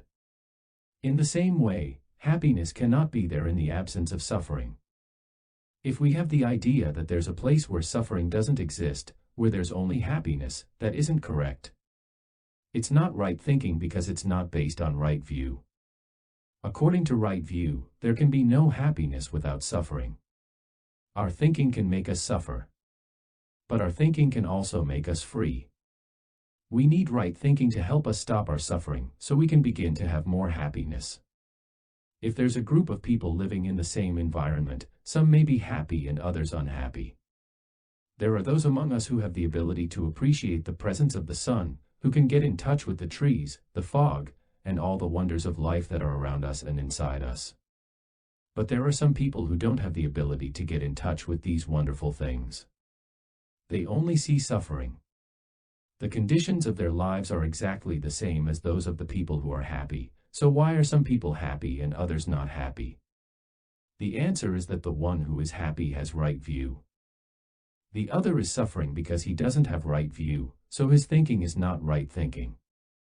Suffering is relative. Something that causes one person to suffer may not cause another person to suffer. Full presence in the body. With the practice of mindful breathing and mindful walking, we bring our mind back to our body. When the body and mind are together, we can establish ourselves in the here and the now, and we can get in touch with life and all its wonders. So we may like to say to ourselves, breathing in, I am aware that my body is here. Breathing in, coming back to the body, and getting in touch with the body, that is already mindfulness, mindfulness that my body is here and that it is a wonder. Our feelings, emotions, and perceptions often feel like they're overwhelming our bodies and minds. Mindfulness helps us to get in touch with all these things that are going on. Body, feelings, and perceptions are objects of our mindfulness. There are many other beautiful things inside us and around us that we can also make the objects of our mindfulness. Every morning when we wake up, we can breathe in and get in touch with the miracle that is life. There are things that are wonderful, that can nourish and heal us. Mindfulness puts us in touch with those things for our own healing and happiness. That is the first function of mindfulness, joy. Mindfulness brings us joy and happiness. Practice, body scan.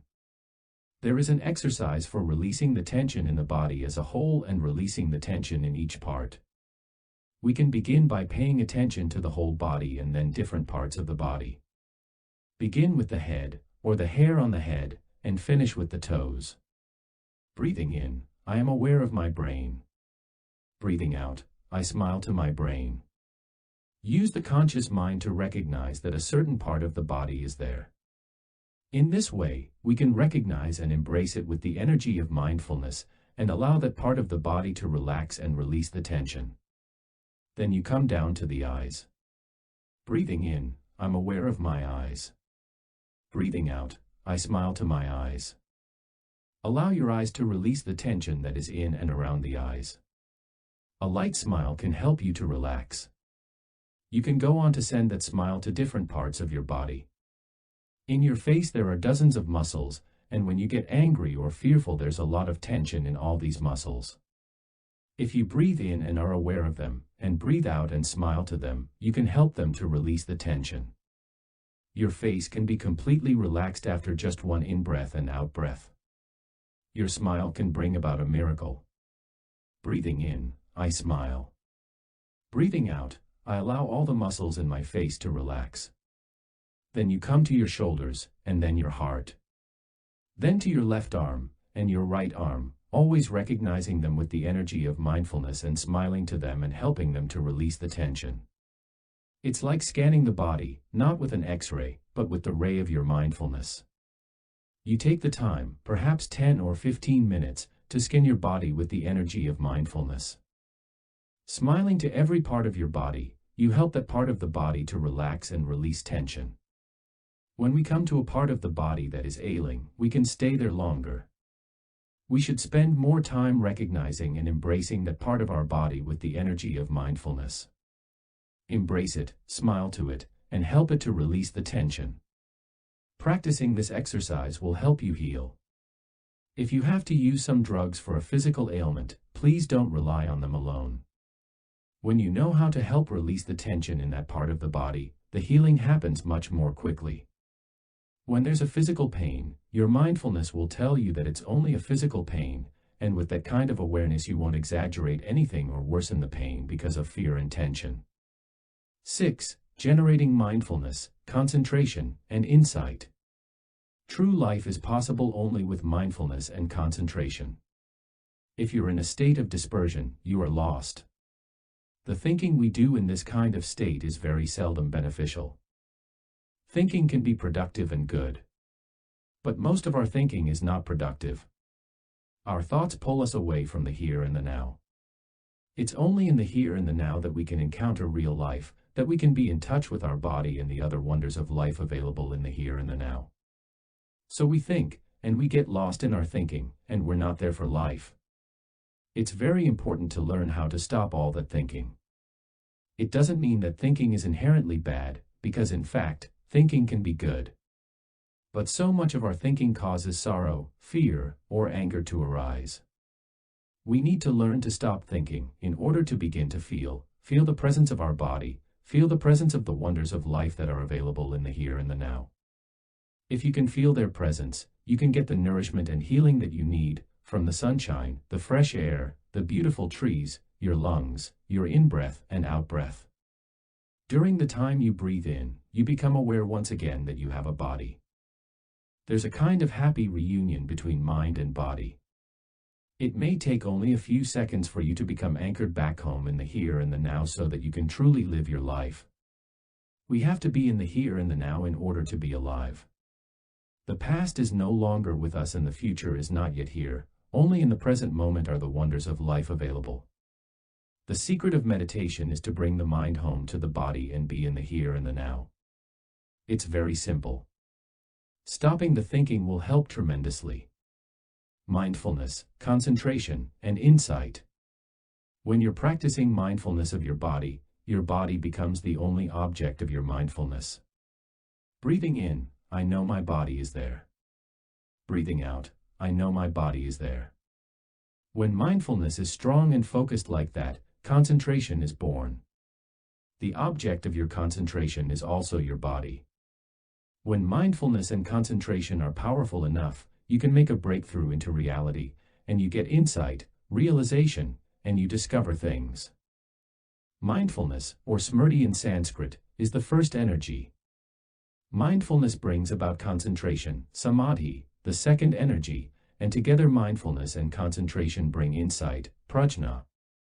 To meditate means to generate these three kinds of energies.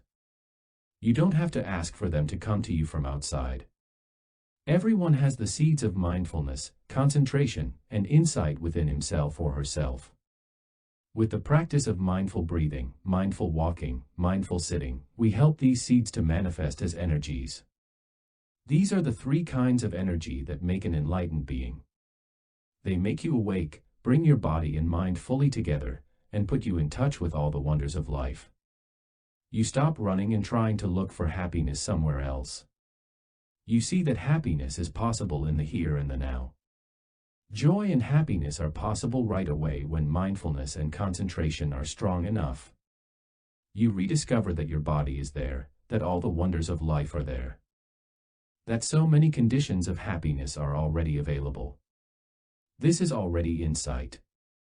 This insight can help you to be free from your worries, your fear, your longing, and searching. That kind of insight helps you to recognize there are more than enough conditions for you to be happy right here and right now. Insight brings freedom, joy, and happiness.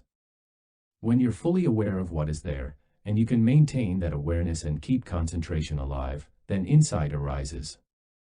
When you're mindful of the presence of a flower, and you sustain that awareness, that is concentration. Concentration is born from mindfulness. The energy of mindfulness is the bearer of concentration. If you practice mindfulness deeply, concentration is there, and with that concentration you're able to look deeply into what is going on and you will make a breakthrough into reality. Holiness is mindfulness, concentration, and insight. These three energies can be generated by practicing mindfulness of breathing, walking, sitting, and all your other daily activities. When you are inhabited by these three wholesome energies, there is holiness in you. We speak of holiness, but oftentimes we don't know exactly what it is. To me, it's very clear that holiness is made of mindfulness, concentration, and insight. When you're inhabited by these three energies, you are a Buddha, an enlightened person. In Christianity, we speak of the Holy Spirit. The Holy Spirit can be interpreted as the quality of presence that is there when we have mindfulness, concentration, and insight. Wherever these three energies are, life is there, healing is there, nourishment and happiness are there. So it's possible to generate the energy of holiness. When these energies of holiness are in you, you don't suffer anymore, you're free. I can call you your holiness. Everyone can be holy if they know how to generate the energy of mindfulness, concentration, and insight. It's not too difficult. When I pour tea, I like to pour the tea mindfully.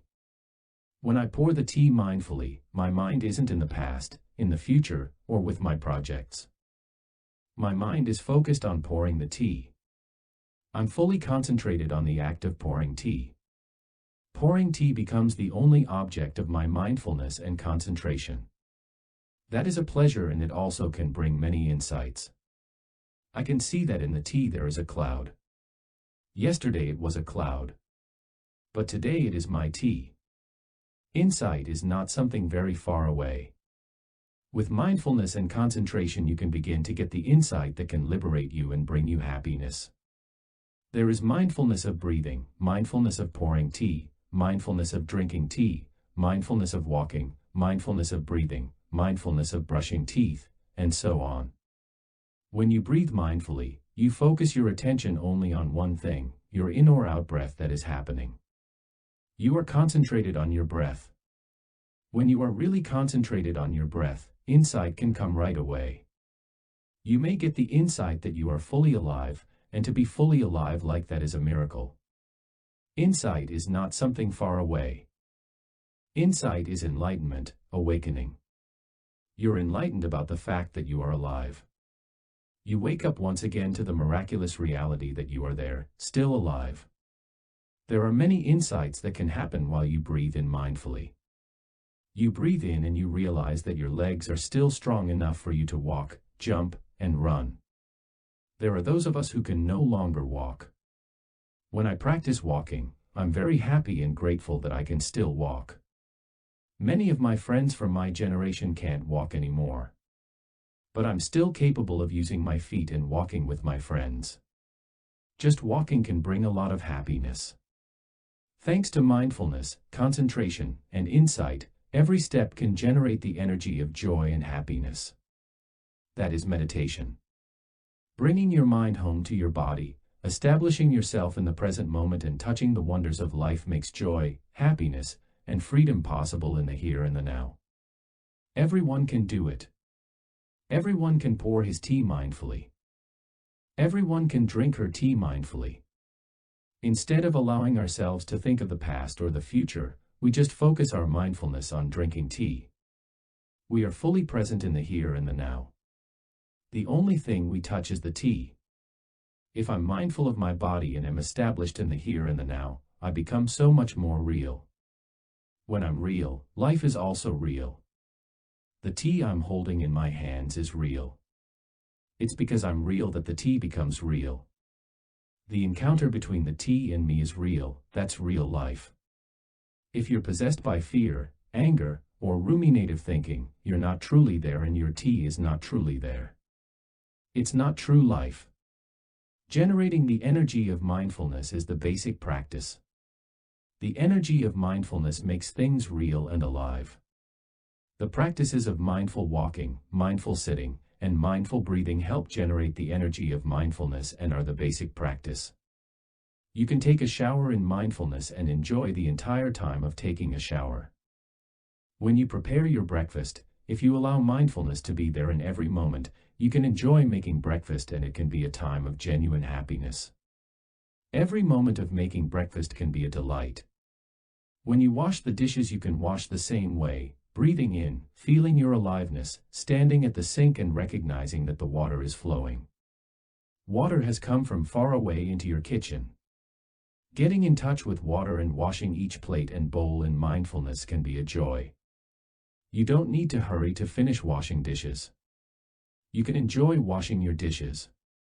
Washing dishes in this way is just as profound and holy as doing sitting meditation or walking meditation. When you go to the toilet, you may choose to urinate in mindfulness. You take the time and enjoy urinating. Why hurry? This time is given to us to live. It can be a very pleasant moment. Happiness and freedom are possible during the time you urinate. You don't want to do it in a hurry so that you can go off and do other things. This is why in meditation centers we put a flower pot in the toilet room, to remind us that this is also a meditation hall. Enjoy the time when you take your shower. Enjoy the time when you prepare your breakfast. Enjoy the time when you urinate or defecate. It can be very pleasant. When you brush your teeth, brush in a way that makes freedom and joy possible. You have 2 or 3 minutes of toothbrushing. Make them into a happy moment of life. If you can be happy during the time of brushing your teeth, then buttoning up your jacket can also be a joy. Every moment of your daily life can be a happy moment if you know how to allow mindfulness and concentration to be present. With mindfulness and concentration, we can enjoy every moment that is given us to live. That is the art of living. Freedom from the past and future. We need freedom. But freedom from what? We need freedom from our sorrow and regret concerning the past. The past may have become a prison we can't escape from. Mindfulness helps us get out of the prison of the past and to be here now with the present moment. The future can also be a prison. Many of us are afraid, uncertain, and anxious about the future. The future has become a prison to us. We have to get out of that prison. Breathing in, bringing the mind home to the body and coming back to the present moment is already liberation. The 3 kinds of energies of mindfulness, concentration, and insight are agents of liberation. They can help us to be free. True happiness is not possible without freedom. We have to learn the habit of being free.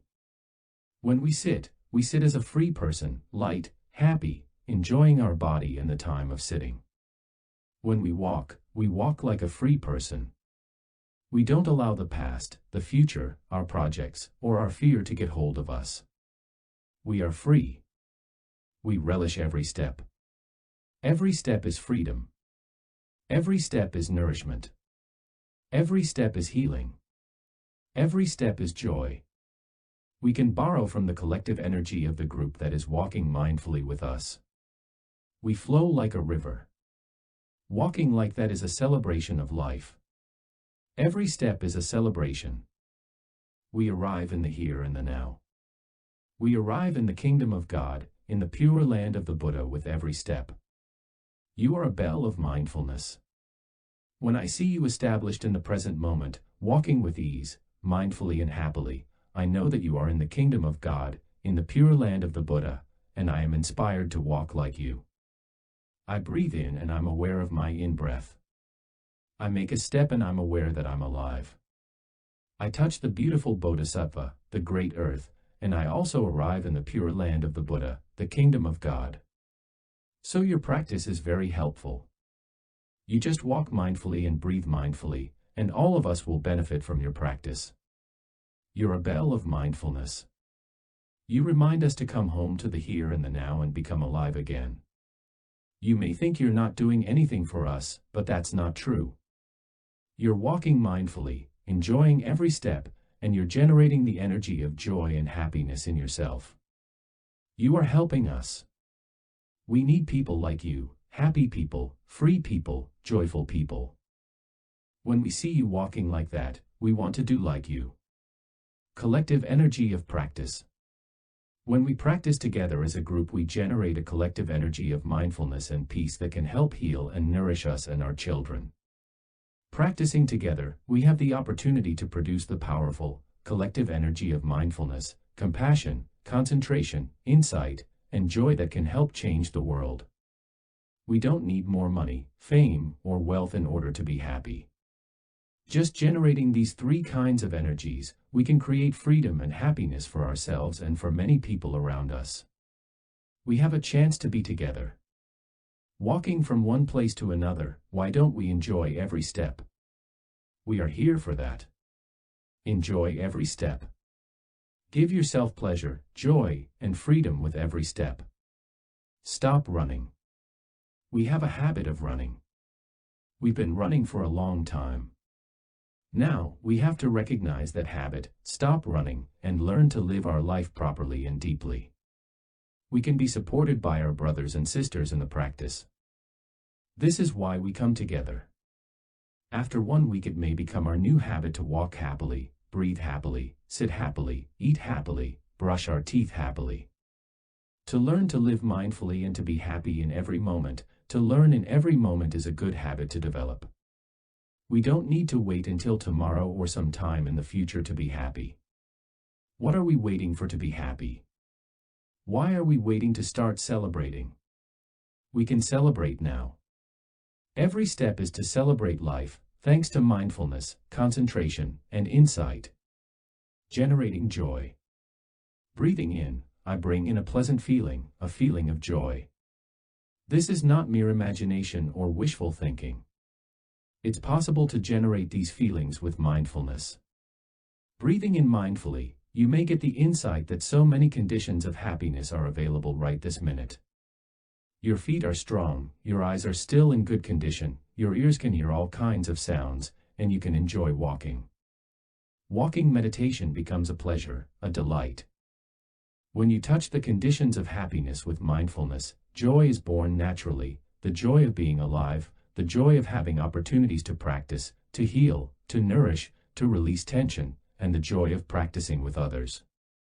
We should be able to bring in a feeling of joy anytime we want, at any time of the day, just by using mindfulness and recognizing that we are luckier than many other people. There are people who are caught in situations of war, political oppression, and imprisonment. There are people suffering from grave social injustice.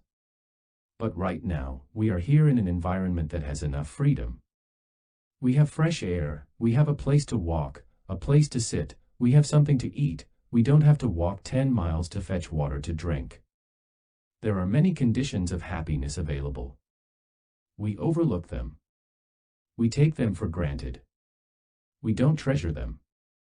Mindfulness helps us to recognize them and cherish them.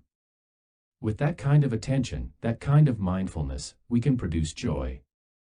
And with that mindfulness and joy, we can help others to wake up and realize that they are lucky also. Darling, don't you see that we are very lucky? Producing a feeling of joy is possible at any moment. Producing happiness. In my tradition, we see there's a little bit of difference between joy and happiness. In the experience of joy, there is some excitement involved. But in tasting happiness, you feel more calm, more contented. If you're very thirsty and there's nothing for you to drink, you suffer. Then if suddenly you hear someone say, somebody is getting you a bottle of water, just hearing that, you have joy in the anticipation, even though you're not drinking the water yet. But once you're actually drinking the water, you experience happiness. With practice, we can always bring in a feeling of joy or happiness at any time. One aspect of meditation is developing the capacity to generate the energy of joy and happiness for our nourishment. We don't need more money, power, or fame to be happier with life.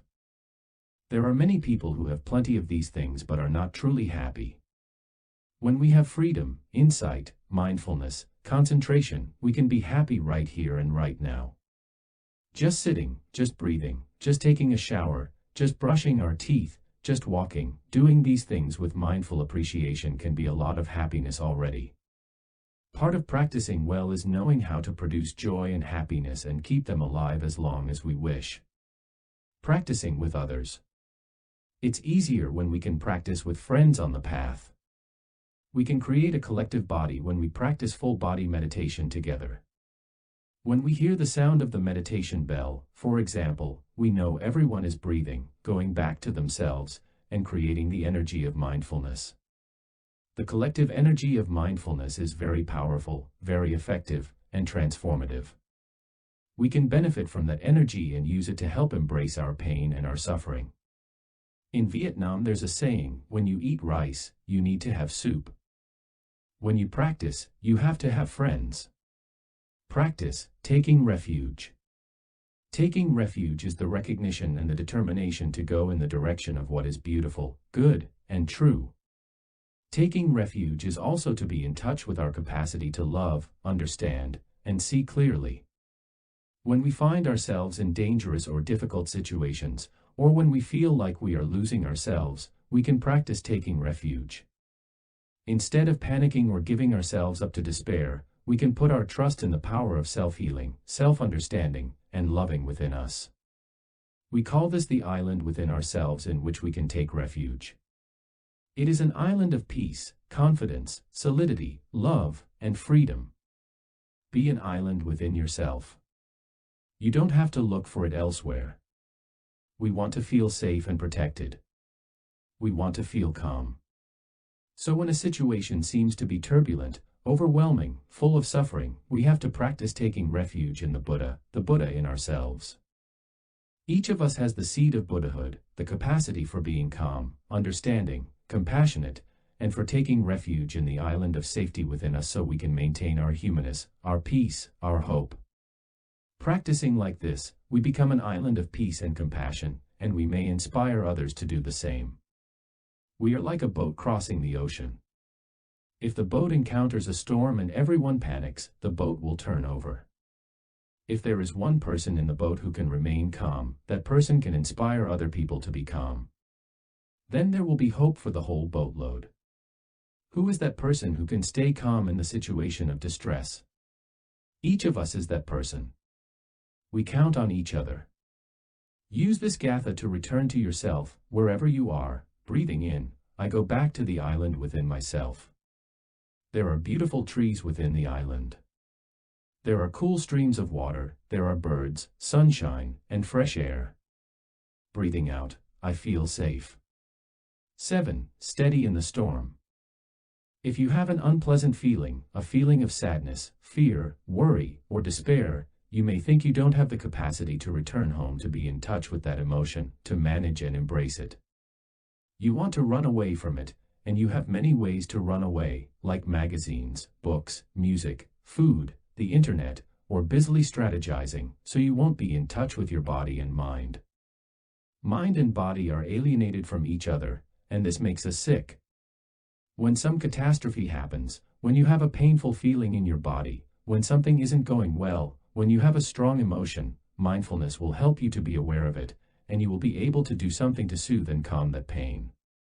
Mindfulness puts you in touch with the positive things, and it can also help you be present and skillful with things that are unpleasant. Handling anger. You may have anger. Anger can ravage your mind and body. But if you can breathe mindfully, come back to the present moment, and get in touch with your body and with your feelings and embrace them, there is already some relief. Breathing in, I know that anger is in me. Breathing out, I embrace my anger. There's already a difference. If we don't practice mindfulness and embracing, then there's just the anger, that one energy, in us. Left to its own devices, that energy can push us to say and do things that will cause damage. So when the anger comes up, you practice. You practice mindful breathing, and you generate the energy of mindfulness. Breathing in, I know that anger is there in me. Breathing out, I embrace the anger in me. There's the energy of anger, but there's also the energy of mindfulness being produced, which is recognizing and embracing the anger. The energy of mindfulness embraces and calms the anger. My little anger, I am here for you, I'm going to take good care of you. Mindfulness will help you to handle the suffering. The essential thing is to light up your mindfulness and to have that second energy that can recognize the suffering or the anger and patiently and tenderly embrace the pain. Then two energies will be operating, the suffering energy and the mindfulness that recognizes and embraces that suffering. If you practice in this way, you will obtain relief very quickly. That is the second function of mindfulness. First of all, with mindfulness we can nourish and heal ourselves with positive things. Secondly, with mindfulness we can embrace and relieve our suffering. Restlessness. The peace, calm, and harmony you produce in your breathing will penetrate into your body and your mind. Even if you're feeling restless, the energy of mindful breathing will encounter your energy of restlessness, and in no time at all you'll see a change as the energy of restlessness steadily ebbs away and transforms. Someone who has the habit of doing this practice can, in just 1 or 2 breaths, completely transform restlessness and feel peaceful. Whatever you learn, whatever insight you gain from practice should be applied right away in your daily life. In that way you develop your confidence and find that you have faith in your practice. When the mind is restless or angry, allow it to be embraced with the energy of mindfulness. Don't try to change your restlessness. Don't try to push it away or suppress it. Just allow it to be. Continue to breathe and to generate the energy of mindfulness. Recognize the feeling of restlessness or anger and embrace it tenderly. As the two kinds of energy, the energy of restlessness and the energy of mindfulness, encounter each other, there will be a change, and transformation will take place. In the energy of mindfulness there is peace and concentration. Even just being aware that you're restless or angry will already bring some change. In the beginning it may be 5 or 10%. As you continue to follow your breathing, there will be a complete change, and loving kindness, the opposite of anger, will arise. Taking refuge in consumption. If we don't have a way of connecting body and mind, we may try to disassociate even further, to numb our suffering. We try to run away from our suffering through consumption, perhaps by surfing the web, listening to music, eating, or striking up a conversation. When you're sad, angry, or lonely, and you don't know how to take care of your sadness, your loneliness, your anger, you may go open the refrigerator and take out something to eat even though you're not hungry and you don't need it. You eat to forget your suffering because you don't know how to handle it. We may seek to cover up our suffering by reading the newspaper, magazines, or books, watching television, and so on. We're running away from our suffering. That is what we tend to do. We don't have the courage to come back home to ourselves and take care of our suffering. In the practice of mindfulness we do the opposite. We practice mindful walking, we practice mindful breathing to generate the energy of mindfulness and concentration. With that kind of energy we go home to our fear, and we say, "My dear suffering, my dear despair and anger, I know you are there. I am home, I'm here to take care of you." We can learn how to handle a painful feeling, a painful emotion whenever it begins to manifest. We have to come home and tell the pain in us, breathing in, "I know you are there, my pain." Breathing out, "I will take good care of you." You're not running away. You're coming back home to take care of your pain. If you need to, you can ask a few brothers and sisters to support you by producing the collective energy of mindfulness to help you recognize and embrace your pain. Using the energy of mindfulness, we can acknowledge and be there for the pain, the sorrow, the fear inside us. When suffering arises, we need to know how to deal with it. We shouldn't let it overwhelm us. We can use mindfulness.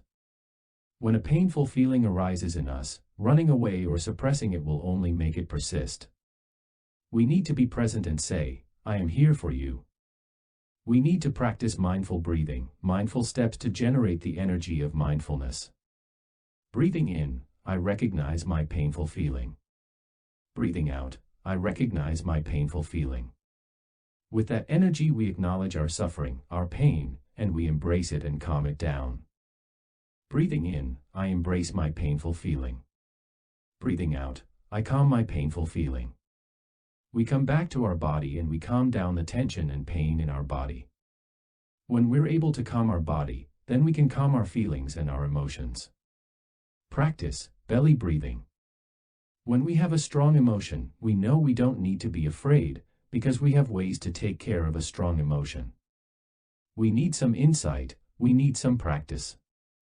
When the strong emotion arises, we say to it, "You are only an emotion." An emotion is something that comes, stays for some time, and eventually goes away. There are many young people who don't know how to handle a strong emotion. They believe that the only way to end the emotion and the suffering is to kill themselves. That's why so many young people commit suicide in our time. It's important for them to learn that an emotion is just one emotion, and that it's very tiny compared with the totality of our person. Our person is made of body, feelings, perceptions, mental formations, and consciousness. The territory is vast. You are not only an emotion you're having. You are much more than one emotion. That is the insight you should have when the emotion comes up. "Hello, my emotion. I know you are there. I will take care of you." You practice mindfully breathing deep into your abdomen, and you know that you can handle that storm in you. Sit down in the lotus position, or any seated position in which you're comfortable, or you can lie down. Put your hand on your stomach, breathe in very deeply, breathe out very deeply, and become aware of the rising and falling of your abdomen. Breathing in, my abdomen is rising. Breathing out, my abdomen is falling. Completely concentrate on the rising and falling of your abdomen. Stop all thinking. The more you think about your emotion, the stronger it will become. When taking care of a strong emotion, don't allow yourself to dwell at the level of your head, of your thinking. Bring your awareness down to your abdomen, just below the navel. Become aware only of the rising and falling of your abdomen. Stick to this, and you will be safe. It's like a tree standing in a storm. When you look at the top of the tree, you see that the upper branches and leaves are swaying violently back and forth in the wind. You may have the impression that the tree is going to be broken or blown away.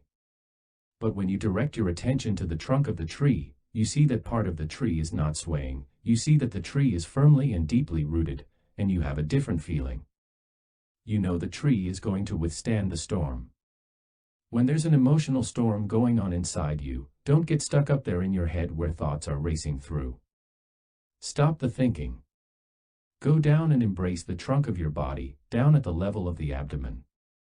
Focus your attention 100% on the rise and fall of your abdomen, and you'll be safe. As long as you maintain mindful breathing and keep your full attention only on the rising and falling of your abdomen, you are safe. You may need to do this for 20 minutes or so. But if you stay with it, the insight will come that you are much more than one emotion. With this practice you can survive a powerful emotion very easily. But don't wait until that emotion comes to begin doing the practice. You'll naturally forget. You have to begin training in it right now. If every day you practice mindful abdominal breathing for 5 or 10 minutes, you'll naturally remember to practice when the emotion comes, and you'll survive the emotion very easily. And each time that happens, you'll have more and more confidence that the next time a strong emotion comes along, you will not be afraid anymore, because you know how to handle it. 8. Taking care of body and mind. Our practice is being present, being fully present right here and right now. We're present to be in touch with the miracles of life, to be nourished, to heal, and to have transformation. We're present so we're able to recognize suffering and know how to embrace it and transform it into nourishing elements. How can we be fully present if we don't take care of ourselves? Taking care of our territory. To work in the garden, you need to be there in the garden. Being present in the garden, you're able to take care of the different flowers, trees, and vegetables, and such a garden can nourish you and make your life more beautiful. If anything's become wilted, broken, or rotten, we can help it transform and become compost that can nourish the trees and flowers. The gardener needs to take care of the garden. What is our garden? Our garden is our body, our feelings, our perceptions, our other mental formations, and our consciousness. We need to be present for ourselves. Imagine there's a country that doesn't have a government, a king, a queen, or a president. There is nobody around to take care of the country. The country needs to have a form of government. It's the same with ourselves. We need to be present in our territory, to take care of our territory, because our territory is very large. We need to be the king or queen and govern our territory. We need to know what is precious and beautiful so we can protect it. We need to know what things aren't so beautiful in order to fix or transform them. We need to be a good queen or king and not run away from our country. There are people who don't want to be king, who just want to run away from the job, because they think that being king is so tiring.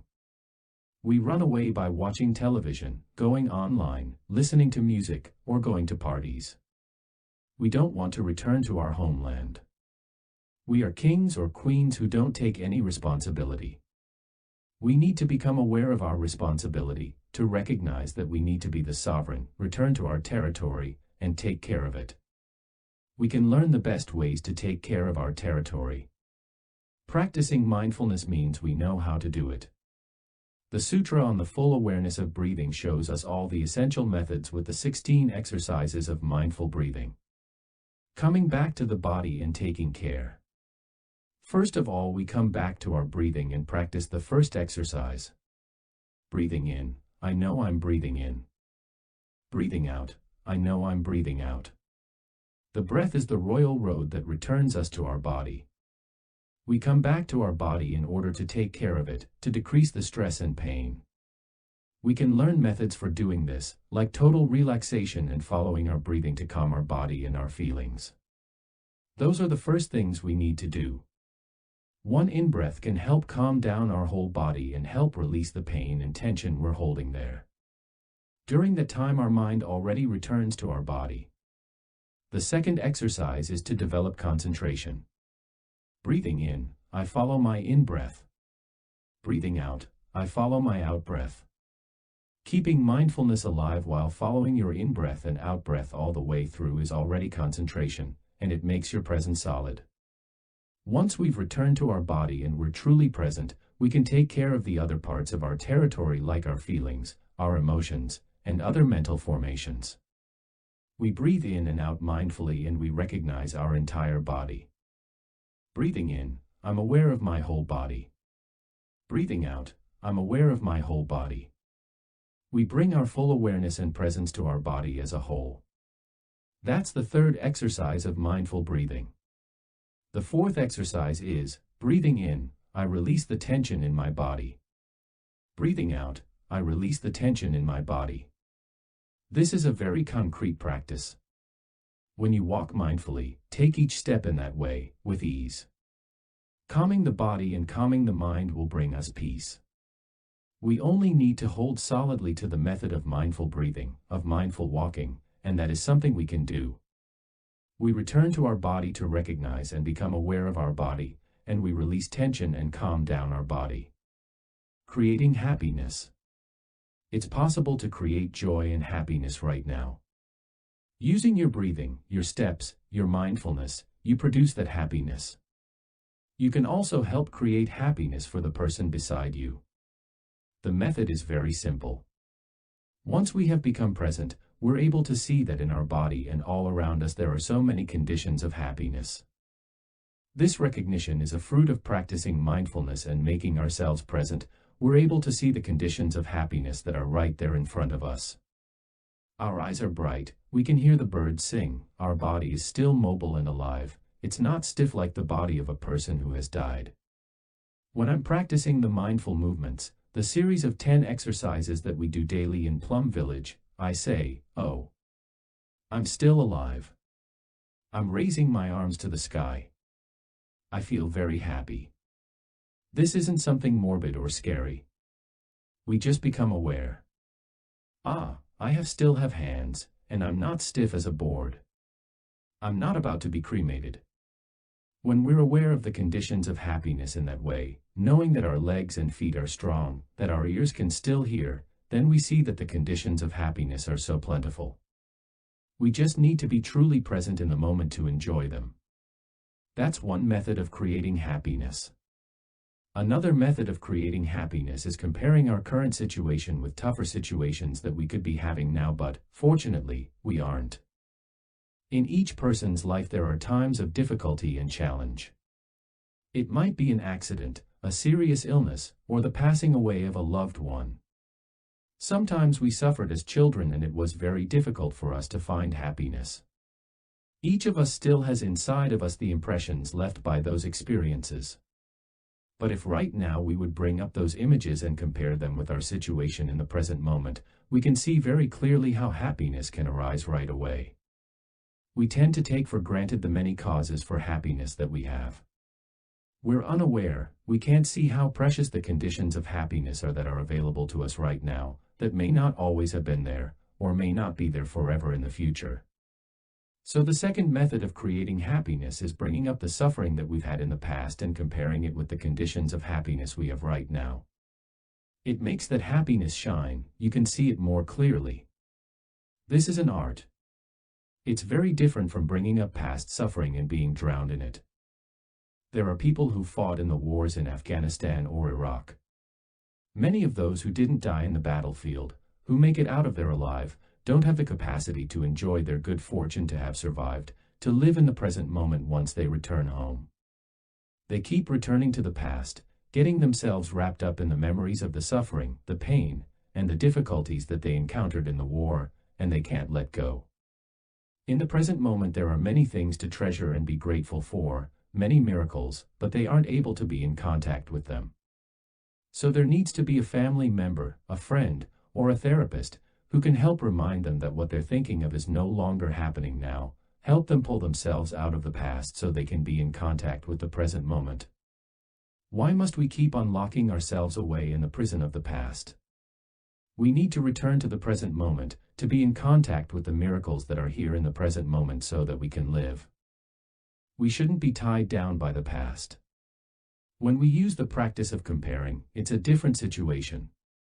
We don't return to the past to be carried away by it. We just consciously take up the image of the past, to hold it up and compare it with the present so we can see we have so many conditions of happiness. That image of the past helps us recognize and appreciate the happiness we have right now. So the capacity to create joy and happiness means first of all recognizing the conditions of happiness that we have in the present moment. Secondly, it means to compare the past difficulties that we've gone through with the conditions of happiness we have right now. Then happiness will come very quickly. You may have a friend who is drowning in the past and who can't live in the present. Looking at her face you can see her suffering. You can say, "A penny for your thoughts." We help to pull that person out of the past.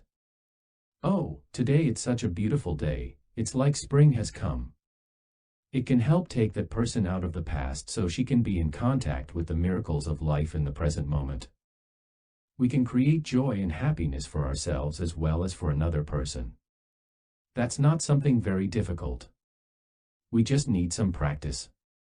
If we're able to do it once, we can do it many times throughout the day. With each step, each breath, each smile, we can create happiness and joy. Past and future are available in the present. You can touch the past through the present, because the present contains the past.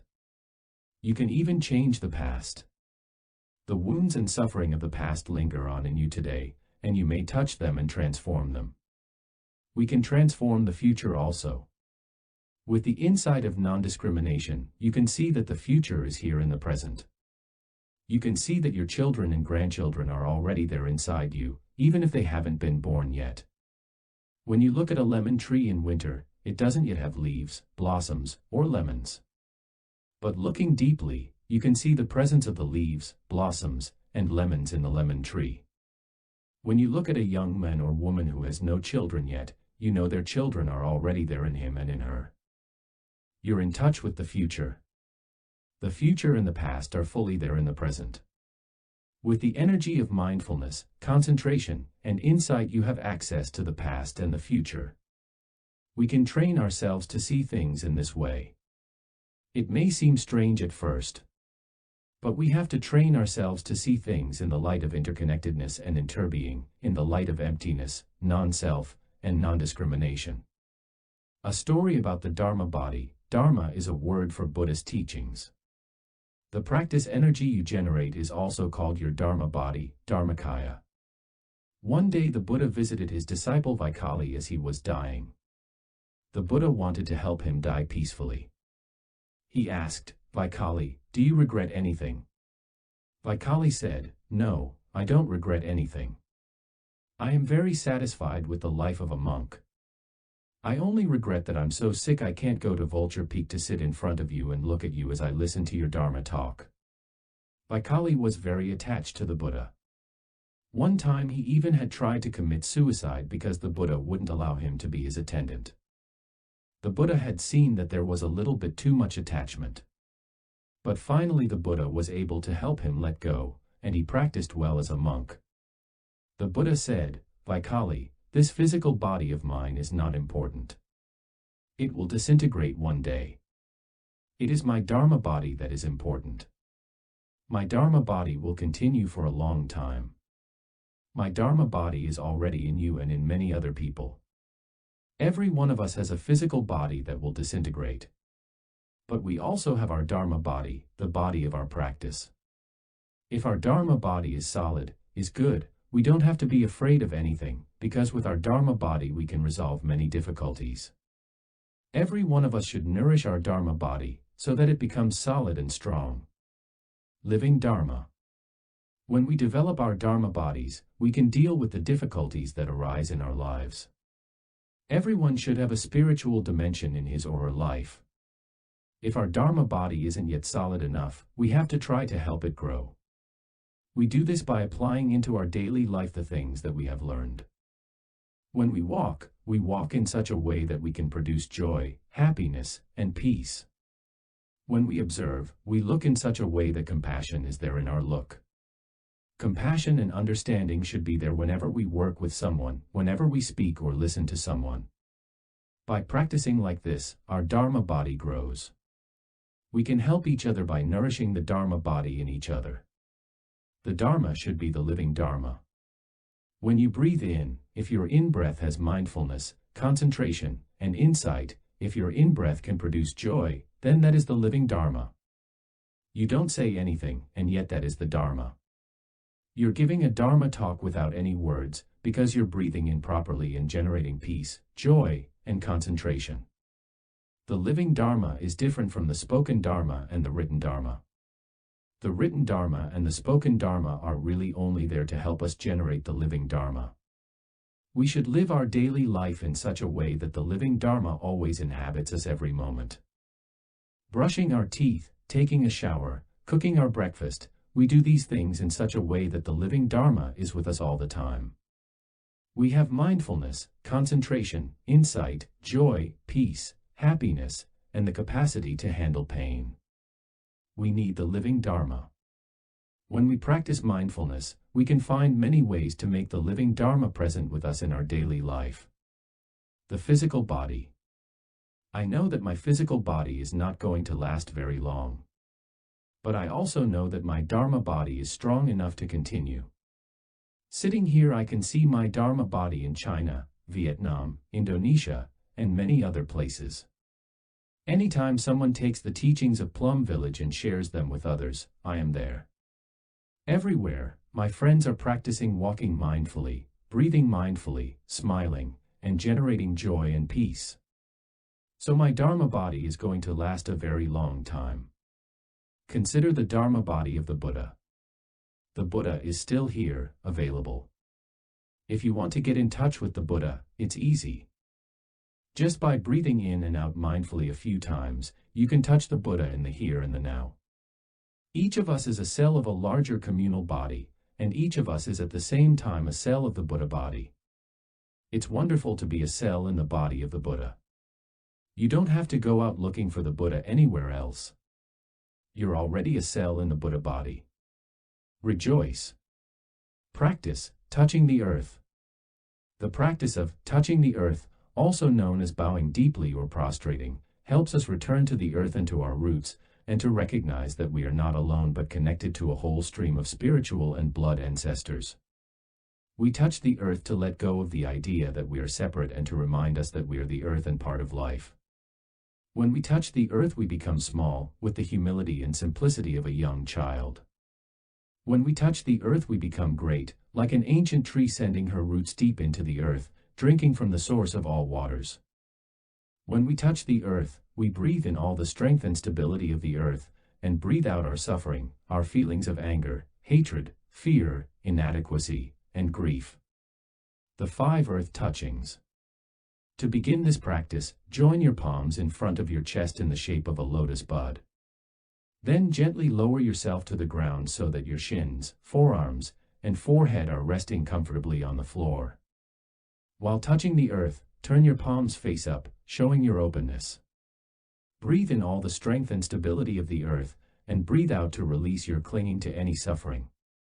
After 1 or 2 times of practicing touching the earth, you can already release a lot of your suffering and feeling of alienation and reconcile with your ancestors, parents, children, or friends. Touching the earth is a practice that is helpful to do with your Sangha. When you are with a Sangha, one person can be the bell master and invite the bell between prostrations. This same person can read the 5 earth touchings aloud while everyone prostrates. If you practice touching the earth on your own, you can make a recording of yourself reading the text or do it from memory. The 5 earth touchings.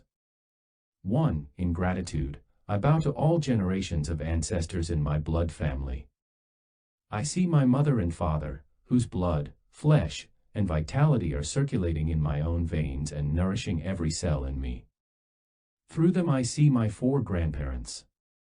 I carry in me the life, blood, experience, wisdom, happiness, and sorrow of all generations. I open my heart, flesh, and bones to receive the energy of insight, love, and experience transmitted to me by my ancestors. I know that parents always love and support their children and grandchildren, although they are not always able to express it skillfully because of difficulties they encounter.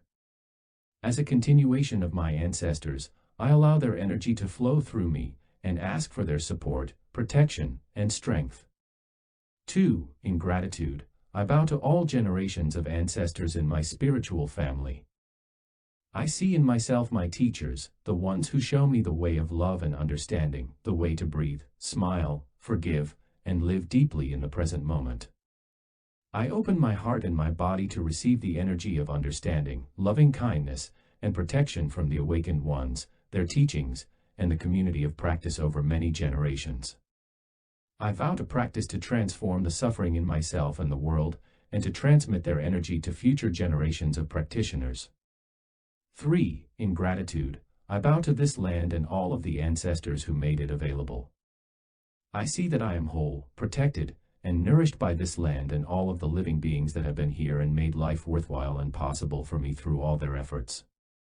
I see myself touching my ancestors of Native American origin who have lived on this land for such a long time and know the ways to live in peace and harmony with nature, protecting the mountains, forests, animals, vegetation, and minerals of this land. I feel the energy of this land penetrating my body and soul, supporting and accepting me. I vow to contribute my part in transforming the violence, hatred, and delusion that still lie deep in the consciousness of this society so that future generations will have more safety, joy, and peace. I ask this land for its protection and support. 4. In gratitude and compassion, I bow down and transmit my energy to those I love. All the energy I have received I now want to transmit to my father, my mother, everyone I love, and all who have suffered and worried because of me and for my sake. I want all of them to be healthy and joyful. I pray that all ancestors in my blood and spiritual families will focus their energies toward each of them, to protect and support them. I am one with those I love. 5. In understanding and compassion, I bow down to reconcile myself with all those who have made me suffer. I open my heart and send forth my energy of love and understanding to everyone who has made me suffer, to those who have destroyed much of my life and the lives of those I love. I know now that these people have themselves undergone a lot of suffering and that their hearts are overloaded with pain, anger, and hatred. I pray that they can be transformed to experience the joy of living, so that they will not continue to make themselves and others suffer. I see their suffering and do not want to hold any feelings of hatred or anger in myself toward them. I do not want them to suffer. I channel my energy of love and understanding to them and ask all my ancestors to help them. 9. Practicing mindfulness in daily life. Everyone walks, eats, goes to the bathroom, and sleeps. But your way of doing these things can be much deeper when you do them with your full body and mind together. When you walk, you are in touch with the earth and the wonders of life. When you eat, you are more present with the food and the people sitting around you at the table. They will see the difference, and they will enjoy your presence. You can walk, sit, and eat in mindfulness, and bring your practice anywhere you go, but you practice by your way of behaving, without any outer form. You sit relaxed, beautifully, you walk joyfully, peacefully, you breathe mindfully, you look at others with mindfulness and compassion. Mindful eating. When we do sitting meditation or walking meditation or touching the earth, our mindfulness helps us realize our connection with the earth. Eating also puts us in touch with the earth. When you pick up a piece of bread, don't let your mind go anywhere else. Let your mind be there with the bread. To see that the earth and sun, the clouds, and the rain are present in the bread is very healing. When we sit and eat, if we chew our worries and our suffering, we can't heal. So to be healthy, we have to learn how to eat in a way that we're in touch with the present moment. It's not enough to be vegetarian and eat simple, healthy foods. We have to eat mindfully in order to heal. In short, getting in touch, being in touch, will heal us. First we come back to be in touch with our breath and our body, and then with everything that is related to our breath and our body, including our mind. You put a piece of bread or some rice into your mouth, and then you need to have some mindfulness. Here I am putting some bread in my mouth. Your mind should not be somewhere else. When you put bread in your mouth but you're thinking ahead to your job, that isn't eating mindfully. Seeing the piece of bread deeply, putting the piece of bread into your mouth, and paying attention to the bread, that is mindfulness. In a very short time you see deeper. You see the bread, the wheat, and the wonderful wheat field. A lot of work went into putting that bread into your hands. With just a little bit of mindfulness, you see that the bread isn't coming out of nothing. Bread comes from wheat fields, the sunshine, the hard work of harvesting and milling the grain, baking it into loaves, delivering it to the store, and so on. In just an instant, you look at the food and see where it comes from. You just look at the piece of bread, and you see that it comes from that beautiful field, the rain, a lot of work, manure, and so many other wonderful things. In fact, it comes from the whole universe. The whole cosmos contributed in order for this piece of bread to be there in your hand. That is insight. You don't need to work hard to have insight. You just stop letting your mind be carried away by thinking and planning. Your thinking mind stops as you look more deeply into the piece of bread, that is mindfulness. When you look even deeper, that is concentration. Looking deeper, you see that the bread is a real miracle. The wheat field, the flour, the bakery, and finally the piece of bread comes to my plate. In just 1 or 2 seconds you have mindfulness, you have concentration, and you have insight right away. You have insight into the piece of bread you are putting in your mouth. In your daily activities, you're so rushed to do this and that. You think, you plan, you are walled off from the present moment. It takes just a second to recognize that the wheat field, the sunshine, cloud, rain, the work of the farmer, the work of the baker are all there in your piece of bread. When you see that all these messengers of the universe have come to you, you are in touch with them. The piece of bread in itself can give you some physical nourishment. But if you are in touch with the whole universe through the bread, you are nourished not only by the nutrients in the bread but by sensing your intimate connection to the cosmos. You don't need any particular faith, any religious belief to receive the cosmos in every mouthful you take in, a piece of bread, carrot, string bean, so wonderful. When you see where these foods come from, you feel full of gratitude. When you look at your piece of bread in this way, you're not thinking. You're not experiencing a thought but a view, a way of seeing. When you are present, you are in touch, and you see deeply. When you see deeply, you cut off your mind's tendency to be dispersed, to think of this and that, to be continually planning ahead for moments other than the one you're actually living in. You become more focused, and with this mindfulness and concentration, this ability to be in the moment, to be present with your breath and your food, you see that you are one with your food and with the universe. Be present with your food and with the many things around you. When you eat, don't chew your worries, your anxiety, your planning. If you chew your plans and your worries, you can't be truly grateful for that wonderful presence of the piece of food in your mouth. When you are present with the meal in front of you, please also remember to be present with people sitting around the table with you. Don't close your eyes and only focus on your chewing. Open your eyes, look at people, and smile to them. Mindfulness at work.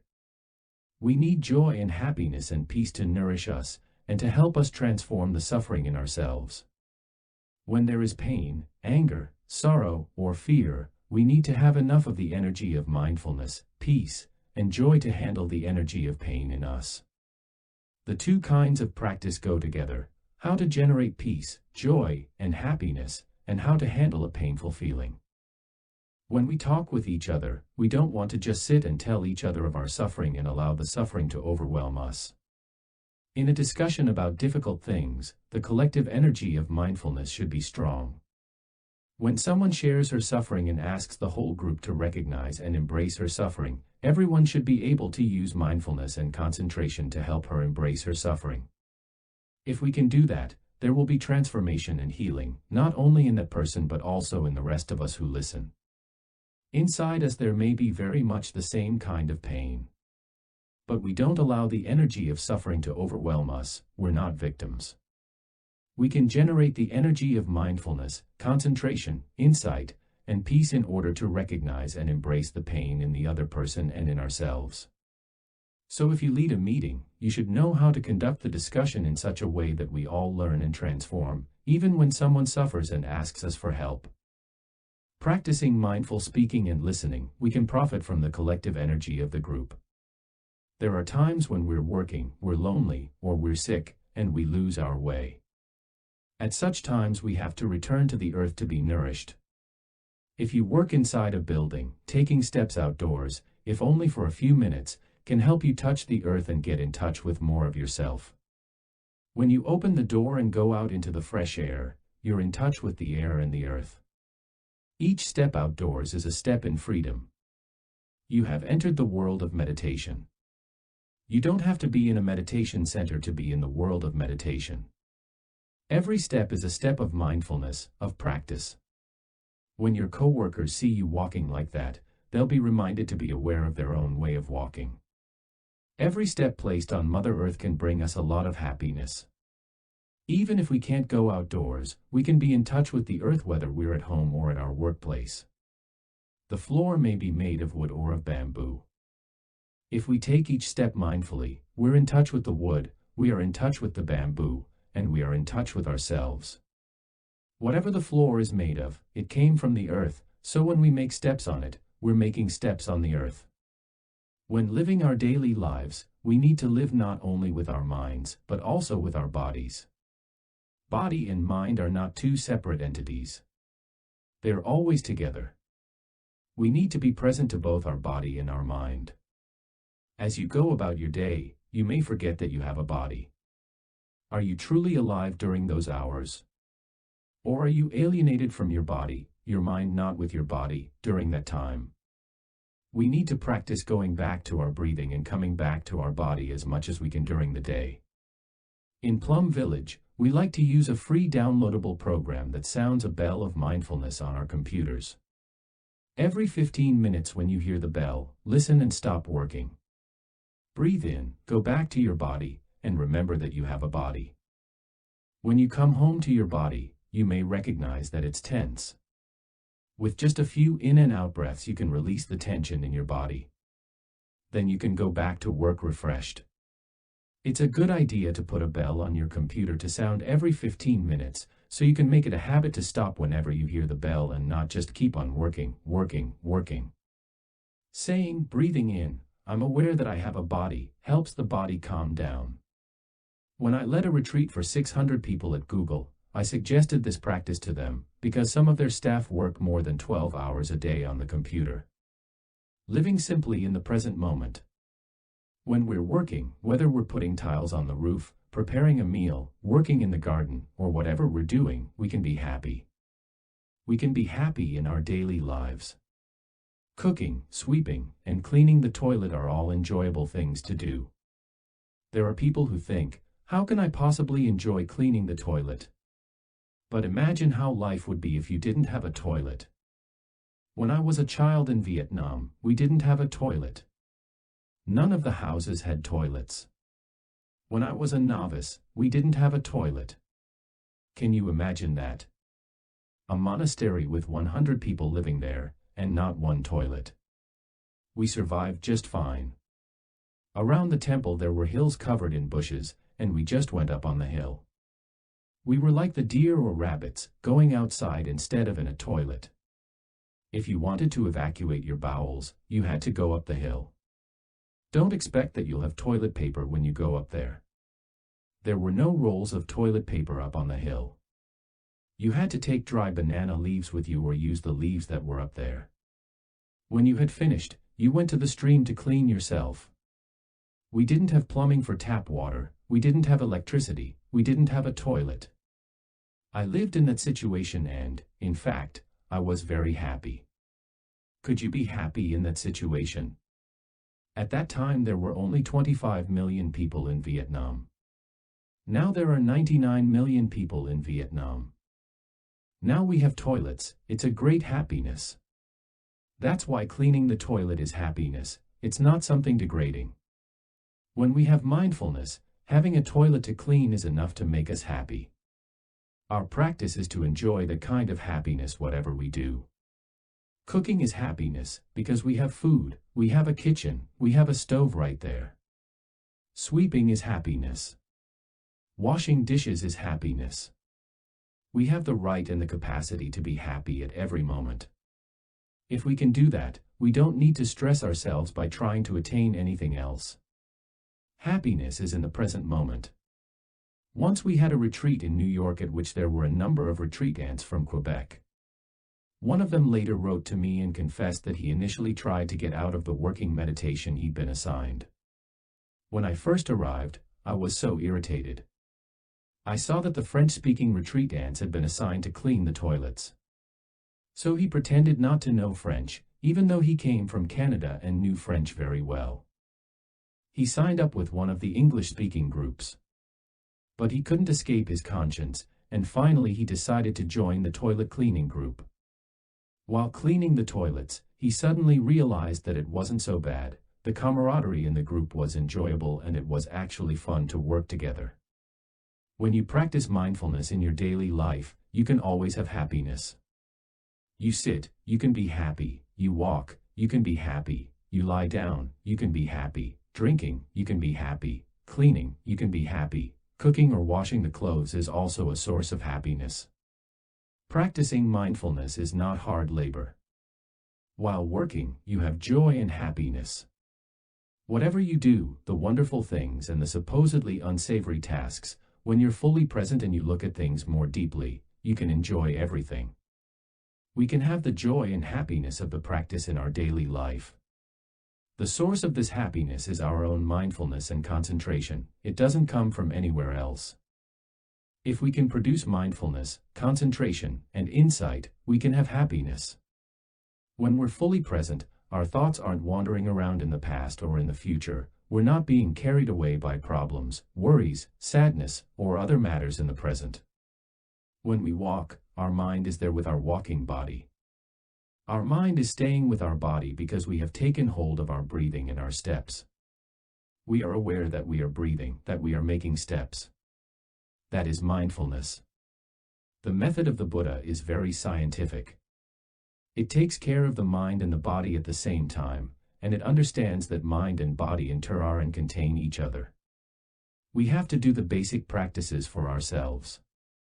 Every step in walking meditation has to help us be in touch with our body and our mind. Every step brings well-being to body, mind, and spirit. Our body and our mind have to be there when we take a step. Only when we're in touch with our body and mind can we be in touch with Mother Earth. When we're in touch with Mother Earth, she is a very great source of healing. We can heal ourselves and heal Mother Earth at the same time.